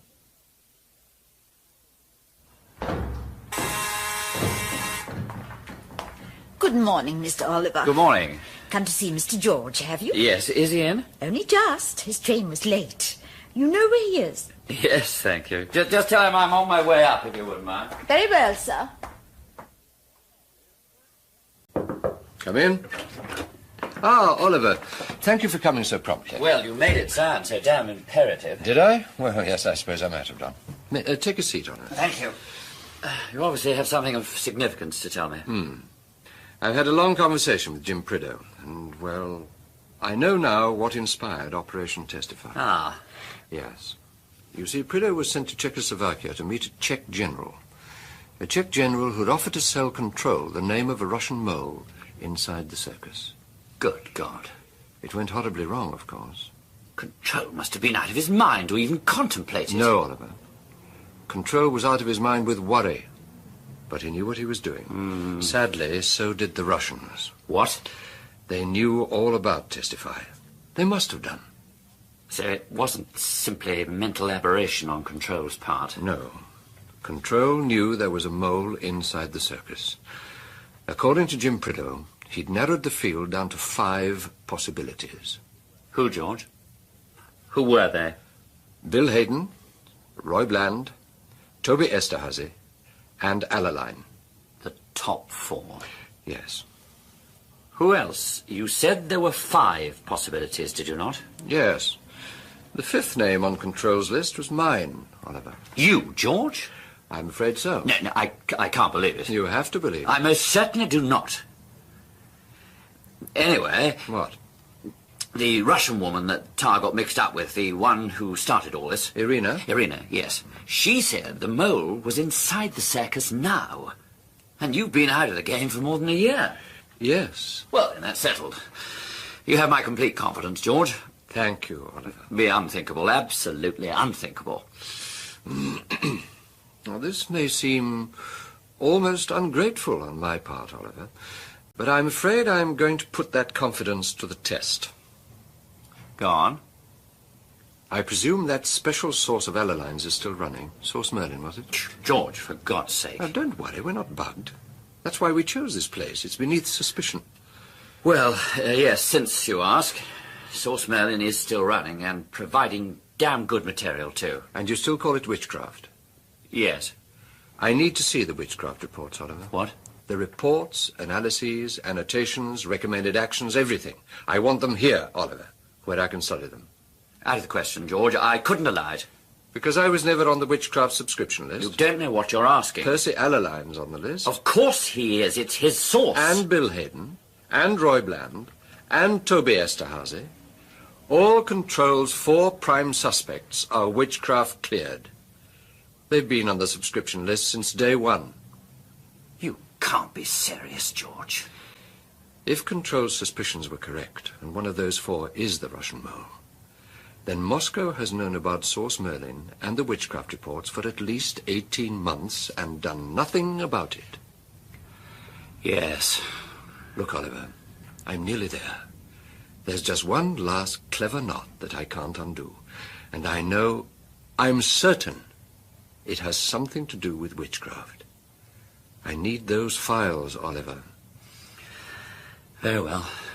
But there's reams of the stuff, I warn you. I shall want it all. Well, if you say so, but it may take time. I'll see what I can lay hands on this afternoon and bring it in tomorrow morning, if that's all right with you.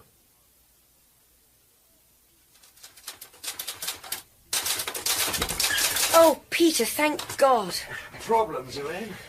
Cy Vanhofer just rang in. Wants you to get in touch. He says it's urgent. As it always with Cy. Don't worry, I'll ring him now. Thanks. Damn. Gillam? Oh, hello, Mr. Gillam, sir. Bert here, from the garage. Oh, hello, Bert. What can I do for you? Well, I'm sorry to trouble you, sir, but we've just got the new speakers in. You know, for the car radio and tape deck. Oh? Yeah, I just wondered if you were still interested. Yes. Yes, of course I am. When could you fit them? Well, whenever you like, sir. Sooner the better. Only we're not too busy just at the moment. I'll drop the car in on the way home from work then, shall I? Fine, Mr. Gillam. See you then.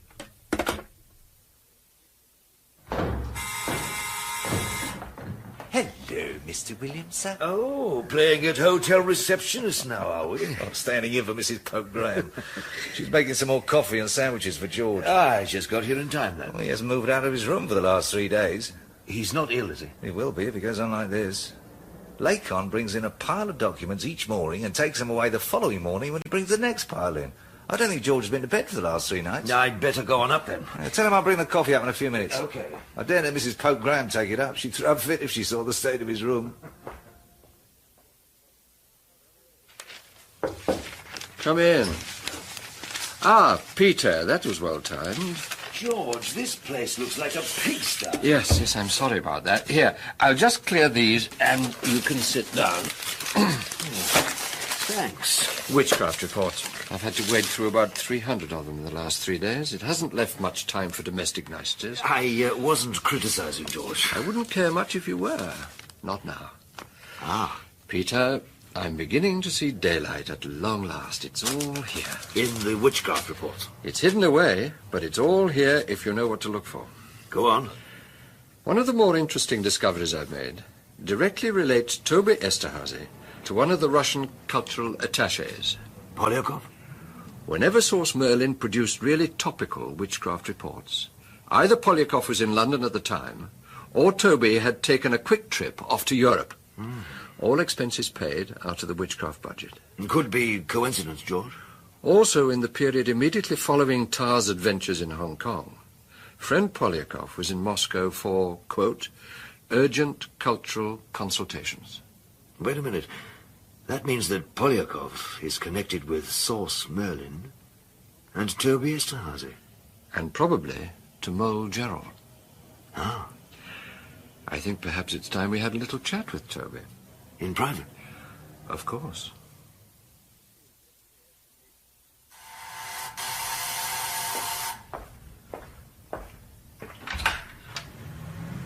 I hope I haven't kept you waiting, Peter. No, right on time, Toby. Come in. Thank you. I looked this place up, actually. It's not on my list of safe houses. No, it wouldn't be. We've only had the place a couple of weeks. I see. And you say you're meeting a German here, an East German in the fur trade, who might run courier for us. Right. He should be here any time now. In here, Toby. Thank you. Where did you find Hello, this? Toby. George, what are you... Hands against the wall. What is this, Toby? Peter? What's going on? Sorry about this, Toby. You know I never carry a gun, Peter. Not in England. Did you come alone, Toby? Of course. It's okay. He's clean, George. No babysitter? To meet Peter and a poor German. Sit down, Toby. Okay. Oh, what's all this about? We want to tell you a little story, Toby. Are you sitting comfortably? Sure. It's about a man called Merlin, a veritable wizard who conjured up first-class intelligence material from so many different sources inside the Soviet Union that his product was dubbed witchcraft. Careful, George. Merlin himself is not a prime source. He merely collects this intelligence and passes it on to London. Please, George, you're treading actually on very dangerous ground. Then one day, Merlin finds he has a friend in London, a fellow conspirator. Let's pretend this friend held the post of cultural attaché to Moscow's London embassy. I'm not listening, George. Let's pretend you are, Toby. And let's pretend his name is Alexei Alexandrovich Polyakov. I'm not hearing you. Having Polyakov on your doorstep was too good an opportunity to miss. Some of Merlin's material is smuggled to London by diplomatic bag, so all Polyakov has to do is slit open an envelope and pass the contents on to his counterpart at the Circus. You don't know what you are saying, George. I know witchcraft is a large operation, Toby, a very secret operation. And the way the operation works here in London, that's a very special secret, isn't it? But you know how it works, Toby. You, Roy Bland, Bill Hayden, the three of you, and Alaline. You know, because you four are Merlin's magic circle. So how does it work, Toby? Well, maybe I'm just keeping my mouth shut. Maybe you should too, George. So who handles Polyakov? You? Roy? Bill? All three of you, perhaps? Or even Percy? Let me sweat the bastard, George. George? What's the matter? Just looking. I thought I saw something moving in the shadows out there. If you're lying about those babysitters... I'm not, I swear to you. Cross my heart. Tell me, Toby, is Lapin a name which means anything to you? Sure, George, I know Lapin. What was Lapin's job over here? He was Polyakov's legman. But Toby cultural attaches don't have legmen. Oh, don't be damn silly, George. Polyakov is working for Moscow Center, but he's our Joe, so he's got to pretend he's spying on us, huh? Yes, of course. How else would he get away with it? Exactly. He comes to our shop, so he's got to take home the goodies. So we give him the goodies, chicken feed, really, so he can pass it back to Moscow. This is not the first operation we run like this. No, you're right. So who is playing the part of Polyakov's agent, Toby? Come on, Toby. If Polyakov's cover for meeting you people is that he's spying on the circus, then he absolutely must, have a source inside the circus. Mustn't he? I suppose. So who is this source? You? Toby Esterhazy, masquerading as a traitor in order to keep Polyakov in business. He gets my vote. Now, look, George, you're poking your nose into things you maybe don't understand. No, seriously, Toby. You'd be a good choice. Hungarian ancestry, reasonable access, resentment about promotion. Likes money. With Toby Esterhazy as his agent, Polyakov has a cover story which really works. The circus gives you the chicken feed. You hand it to Polyakov. Moscow thinks Toby's all theirs. Everyone's served. Everyone's happy. You damn bet they are. Ah, thank you. But you see the problem now, Toby, don't you? What problem? What if it transpires that Polyakov has been giving you chicken feed, and you've been giving him the crown jewels?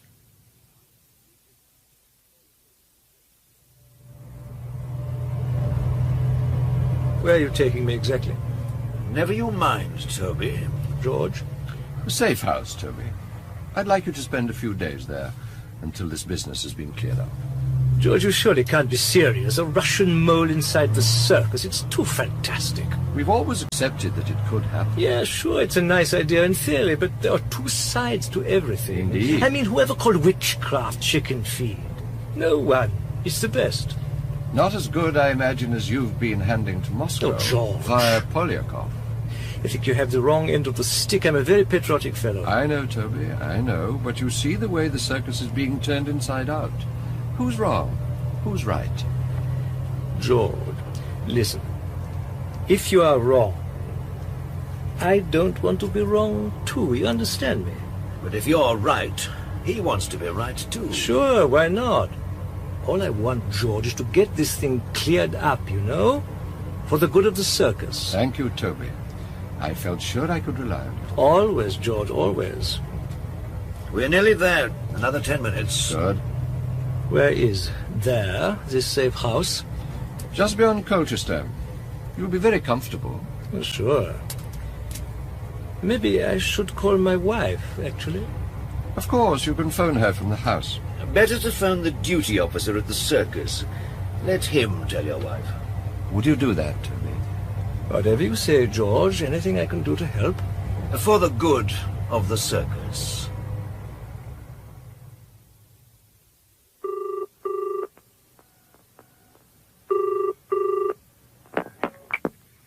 Porteous? Phil, it's Toby. Hello, Toby. How's tricks? Fine, actually. But I want you to do this favor for me. Yes? I've got a little problem, a personal problem I have to take care of, actually. The usual? This one is difficult, Phil. She's getting too possessive. You know what I mean? When are you ever going to learn? It's the last time, Phil. I promise you. I promise me. Yeah. But I need a couple of days to smooth things out. So you want me to phone Mara? Please. Tell her I'm away, doing a big job for the circus, blowing up the Kremlin or something. I'll be back on Monday. Okay, Toby. Leave it to me. Thanks, Phil. Excellent, Toby. He's a born liar, isn't he? I damn near believed him myself. Now, Toby, about this house. What house? The one Percy bought, out of the witchcraft budget. Where did you get that from? The witchcraft accounts. Oliver Lacon let me have them. Lacon? Is he involved? Oh, yes. He's looking for the mole too, Toby. The same as the rest of us. That house is presumably the contact point for Polyakov? Yes. Well? It's in Camden Town, actually.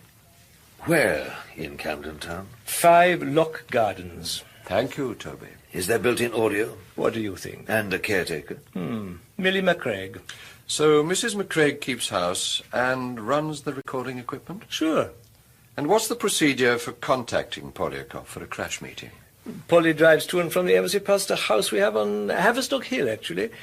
If we put a yellow poster in the window protesting against the traffic, that's the signal. What about at night or at weekends? Wrong number phone call. But nobody likes that. Has it ever been used? I don't know. You mean you don't listen to his phone? Well, I'm coming. Ah, Fawn, come in.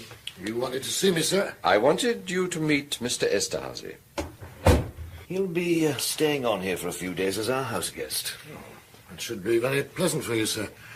We'll do our best to make you comfortable. Thank you. What about the other gentleman, sir? He'll be leaving shortly. Very good. What other gentleman? Who else is there? Ricky Tarr. But he's a defector. You know that, Peter? According to Percy. George disagrees. He came to us because he daren't trust anyone at the circus, Toby. Can you blame him? You know something, George? I'm not sure which side I'm supposed to be on anymore. Poor Toby. It must be very confusing for you. I shall ask only one more favour of you. What's that? Fawn? Yes, sir? I want Mr. Esterhazy to ring Millie McCraig tomorrow afternoon, about tea time. Say about 4:30. Very good, sir. I want him to tell Millie McCraig to expect us within the hour to test the recording equipment. All right, Toby? Sure, George. Anything. And make sure it is Millie McCraig before you let him open his mouth. Of course, sir. Come on, Peter. I want to talk to Ricky. Coming. And when he does speak, Fawn, make sure he doesn't say more than he should. Don't worry, sir. I'm sure Mr. Esterhazy will wish to avoid unpleasantness. Won't you, sir?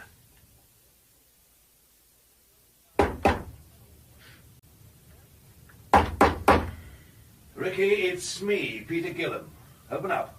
You and who else? George Smiley. Hang on.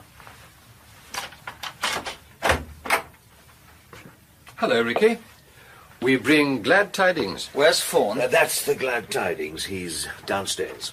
He's got a new charge, Ricky. You don't need him anymore. Great. So, have you found the mole yet? Well, not quite. We've narrowed the field down to 3 people. Who? Bland, Hayden, Alaline. Christ, no wonder I nearly got my throat cut. You were damn lucky. We need your help now, Ricky. To do what? To narrow the field down to 1. And you can settle some old scores at the same time. Yeah, I owe Irina that much. What do you want me to do? How would you like to spend a long weekend in Paris? On the firm. Great. When do I go? Tonight. You take Fawn's car and drive to Harwich. Overnight ferry to the Hook of Holland and drive down to Paris from there. And what about a passport? Use your own. That's a bit risky, isn't it? Well, perhaps, but they're still looking for Mr. Poole coming in, not Mr. Tarr going out. Anyway, I'll see you onto the boat in case you run into problems. After that, you're on your own. That's the way I like it. You know the circus resident in Paris, I believe. Do I? He was your old boss and mentor. Steve McElvore? Hasn't he retired yet? He's got about 3 months to run. I contact him? Yes. And do what? Exactly what you did in Hong Kong. Send a cable? Mm-hmm. To the circus? Yes. Offering them vital information, wasn't it? Information vital to the safeguarding of the service. Perfect. Oh, yes, I like it, Mr. Smiley. That'll really put the cat among the pigeons.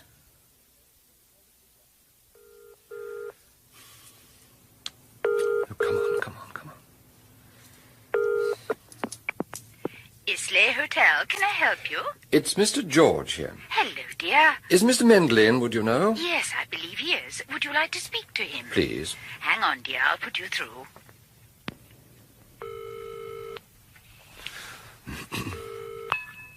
Room 9?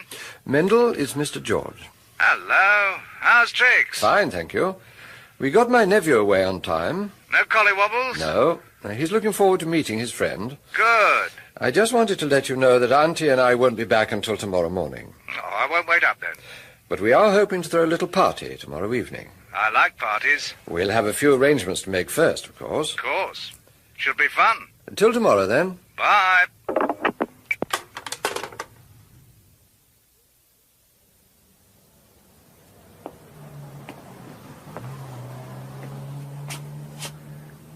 George? Here, Peter. Ah. No problem parking? No. In the side road there, beyond the first street light. Good. Have you done a recce? Lock Gardens is a cul-de-sac. Number 5's the house at the end. It would be. It's well chosen, Peter. Practically impossible to keep under surveillance. Yes. Well, let's get on with it, shall we? I'll go first, Peter. You stay here for a minute or two. What for? I want you to watch my back. Watch you? Are you serious? Maybe I'm imagining things, but you can't be too careful. Okay. I'll give you a 60-second start.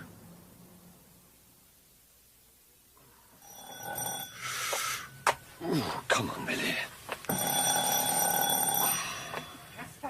Just a minute. Yes? Hello, Mrs. McCraig. Mr. Smiley, what brings you here? Didn't Mr. Esterhazy tell you I was coming? Oh, aye, but he didn't say it was you. He just said it'd be an old friend. Come in, come in. Thank you. Are you by yourself? No, Peter Gillam should be along in a minute or two. I heard you'd left the service. Retired, was it? Well, sort of semi-retired. And now you've come to check the wiring or some such? That's right. On Mr. Esterhazy's authority? No, on Mr. Oliver Laken's. Oh. If you have any worries, Mrs. McCraig, any worries at all, you can reach Mr. Laken on this number. Here. I see. But you're to ring no one else. Is that clear? Oh, very. That'll be Peter Gillam. I'll go and let him in. Aha, it is him. Hello, Millie, my love. Long time no see. Oh, George. Oh, all right. Not a sniff. Good. Now, Mrs. McCraig, perhaps you could explain the setup here to us. Well, there isn't one, really. All the meetings are held on the ground floor drawing room. And where are the microphones? One on each wall, embedded in the wallpaper. Voice activated? Aye, of course. And the tape recorders, where are they? In the attic. So you have to go up to the attic to man the equipment every time there's a meeting? No, they turn it on themselves. How? There's a switch in the drawing room. Show me. If you wouldn't mind, Mrs. McCraig. Uh-huh. Well, in here, then. Incidentally, what are your safety procedures here? 2 full milk bottles on the front step, and all's well. No milk bottles keep out. There's the switch.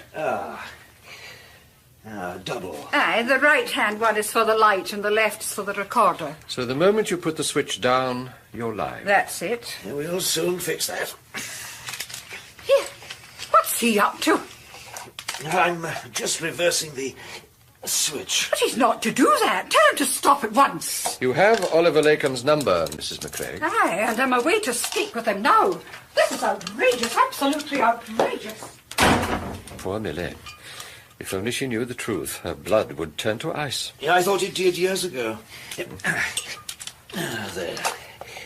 It's too simple, really. Just put the switch back upside down and, hey, presto. And they think it's on, it'll be off, and vice versa. When you've finished here, we'd better test it, just to make sure. Yeah. What's the time? 5:30, little after. Then it's 6:30 in Paris. Don't worry. Ricky knows what he has to do.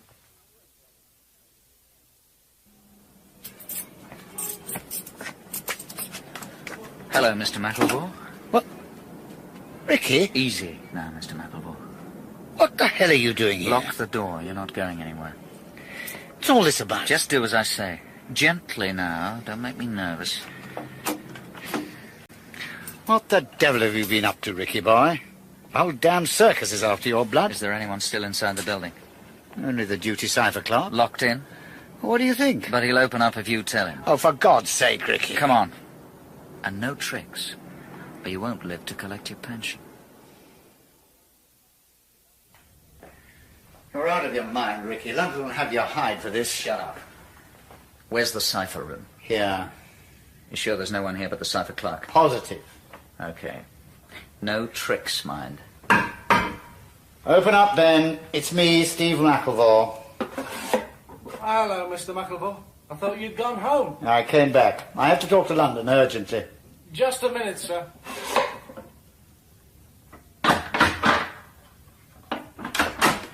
Excuse me. Who are you? It's all right, Ben. This gentleman's an old friend. One of my more distinguished contacts. Yes, sir. Leave the books where they are, Ben. Put the keys in the machine, then you can go. Buzz off home. Thank you, sir. Ben stays, okay? But Mr. McElvore said I could go. Don't argue with him, Ben. He's got a gun. Huh? You can put your hands down, Ben. We're all friends here. Well, thank you. All we're going to do is code up a simple little message for London. Aren't we, Mr. McElvore? If you say so. I do. And I also say we're going to keep our hands where I can see them. I might get very twitchy if someone makes a sudden move. What time do you make it now, Peter? Exactly 3 minutes later than the last time you asked. Oh, I'm sorry. That's all right. I always find this the most difficult time, the waiting. I'll get it, George. Yes? Desilski, we're just leaving. Good. You're at 5 Lock Gardens, right? Right. It's a cul-de-sac. Great. So, keep well clear. Don't worry, I'll call you when we're in position, okay? Fine. Nick Dasilski. They're just leaving. Who's he got with him? The best I could lay hands on at short notice. Nick, Casper, Jeff Hatton. Good. So, it's all down to Ricky Tarr now. Just hope he hasn't hit any snags. Stop worrying, George. Something should be happening by now. It probably is. Now what? George, for God's sake, come away from that window. What are you looking for? I don't know. I've just got this feeling. That's nerves. Yes, you're probably right. Perhaps we should check with Mendel and make sure the line's open. He said he'd ring us. Yes, I know. What exactly is he, anyway? An apartment right opposite the circus. Very convenient. How did he come by that, I wonder? I shudder to think. The Special Browns seem to inhabit a sort of demi-monde of their own. You can say that again. Ah. Hello? Things are beginning to happen. One's just clocked in. Who? Well, it looks like Alaline. How did he seem? Agitated. I'm not surprised. Oh, hang on. There's a car just turned up. Oh, no. It's just came past. What sort of car? No. He stopped. It's an old Rover. Silver grey. That'll be Roy Bland. I've got the glasses on him now. Heavy set, ginger hair. That's him. One to come then. Bill's always late. Is he? I'll tell you what, keep the line open. I'll give you a shout when something happens, right? Thank you.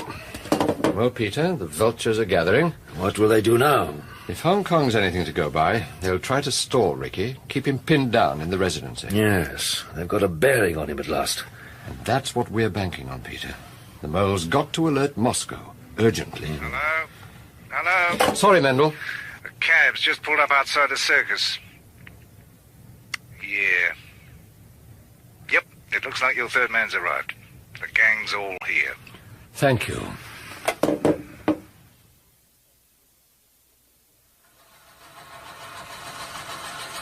Here it comes. Looks brief and to the point. Unbutton it, Ben. That's a good lad. It's from Alaline, personal to you. It's on the tape, too, isn't it? Yeah, of course. Then bung it through the machine, the decryptor or whatever you call it. But it's a flash. Decipher yourself. Do it, Ben. Yes, Mr. McElville. You really are awfully chump, Ricky. No one in their right mind is going to swallow your story. Then why are they trying to kill me? It's not the bloody Russians who are trying to kill you, it's us. It comes to the same thing, doesn't it? Read it, Ben, so that Mr. McElvoy here knows exactly what's happening. Personal for Tar from Alaline. Decipher yourself. Require clarification and or trade samples before meeting your request. Quote, information vital to safeguarding of the service, unquote, does not qualify. Urge you confide McElvoy immediately. Repeat immediately. Stop. He's stalling again, that's what he's doing. Stalling while he measures me up for a coffin. Just the way he did for Irina. Irina? Who's she? Yeah, Percy's playing the same old tune, the bastard. But we'll show him. Won't we, Ben? Beg pardon, sir. Dasilski's party should be here by now. Give them time. Are you sure that walkie-talkie thing's working? Please, George. We've got Mendel on the other end of the phone watching the circus. We've got time on our hands and everything's under control. Nick to Pete. Nick to Peter, do you read me? Over. There you are. Peter to Nick. Pete to Nick. Loud and clear. Over.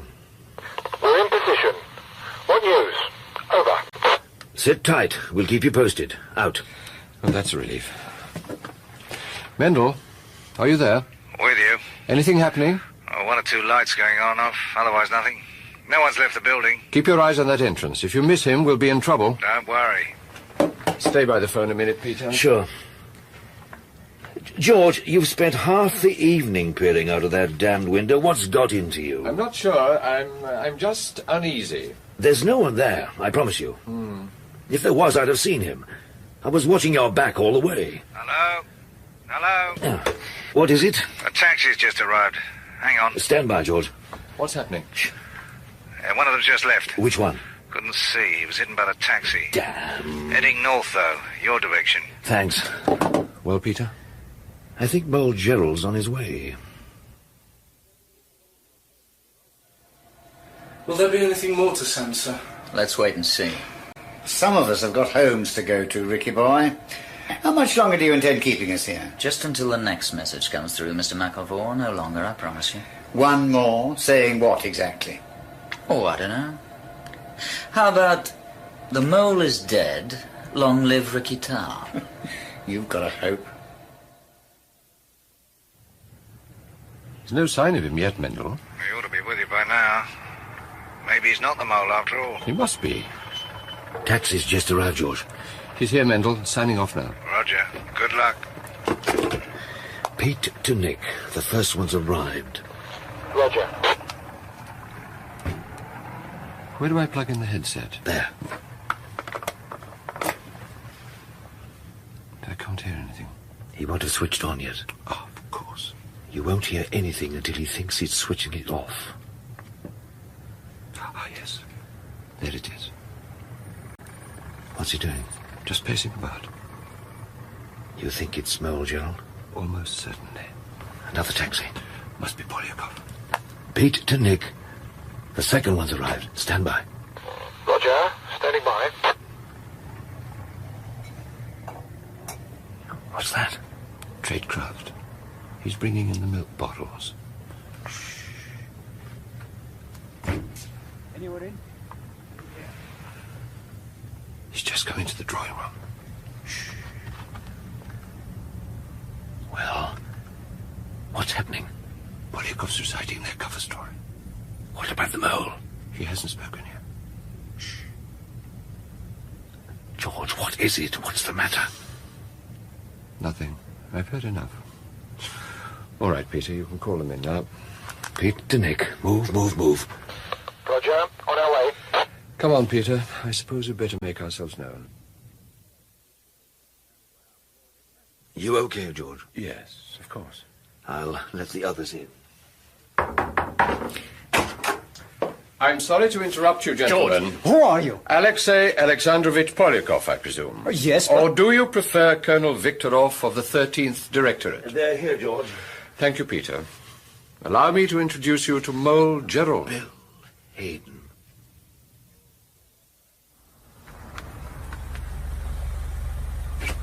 Right this way, Colonel. Pussy, take your hands off me! I protested violation of I'm diplomatic sorry, status. Colonel Viktorov, but the diplomatic status is accorded to Councillor Polyakov. I am Polyakov, I tell you. Let me go, Miss In Savitz. you get. Where are you taking me? To the funny farm, where else? I protest. I wish to speak with Soviet ambassador. There will be... Okay, take him away. 6 to 4, he'll be back in Moscow within 48 hours. And Bill Hayden? They'd hang him if I had my way. They won't, though. They never do. No. He'll be put on ice and traded for one of the agents he helped to blow. We'd better get him to the interrogators, I suppose. And give him a minute. He's making his last confession to George. Moscow is trying to position Percy to take over from control. I see. Witchcraft was Karla's idea. It may be hard for you to admit, George, but the whole concept was classic. I wouldn't disagree. Percy was the front man. I slipstreamed behind him. Roy and Toby did the legwork. None of them knew. And Operation Testify? Presumably that was your own idea. Yes. But that was a desperate throw. I knew Control suspected a mole, all that digging about in the files. And he was getting close. Too close. Was Stefchek's offer genuine, by the way? Good Lord, no. No, it was a fix from the start. But we had to be certain Control would rise to the bait. And who he would send to Czechoslovakia, presumably? That, too. It had to be a big gun, someone who wasn't witchcraft cleared. And someone who was a Czech speaker? Yes. I've been through all the files, all the correspondence back over the years. I knew you and Jim Prideaux were close. I never realized how close. Yes. Blood brothers, you wrote once. I got him back, damn it. Yes. Yes, you did. That was very good of you. Don't bloody well patronize me, George. Sorry. I shall have to break it to Anne, of course. Is there anything in particular you want me to say to her? She's your wife. She always was. Yes. I'm Sorry about that. It was Karla's idea. He reckoned that if it was known that I was Anne's lover, you wouldn't see straight when it came to other things. Point? Point. Time he was going, George. Yes. Yes, of course. Okay, Bill. Coming. You all right, George? Fine. Karla thought you were quite good, actually, George. Thank you. He always said you were the biggest threat. But you had this one price. Anne. Come on, Hayden. Take no notice, George. All clear? No. Okay, bring him up. You sure you're all right? Stop him! Stop that What's car! that? Sounds like the shot. Come on. Get up! George, Man. come on! No, Peter, no, you go. Stay with him! Right. Mr. Gillam! Mr. Gillam! Yeah? Trouble. Someone took a pot shot at Hayden. We heard. Who was it? Did you see? Too dark. He was in an old Jag, parked at the top of the street. Bill. Is Bill all right? He's dead, Mr. Smiley. Oh, my God. What were you playing at? Didn't you have him covered? Yeah, we weren't expecting this, were we? Oh, my God. Well, move, man. Get after him. Right away. Sorry, Mr. Smiley. Yes, thank you. I'll give them sorry if they don't get him. But it's all right. They aren't to blame. I don't understand, George. Apart from us, who else knew Hayden would be here? It's of no consequence, Peter. Not now. You knew George, didn't you? You knew this would happen. No, but I should have done. I should have known. After all, Bill once said they were blood brothers.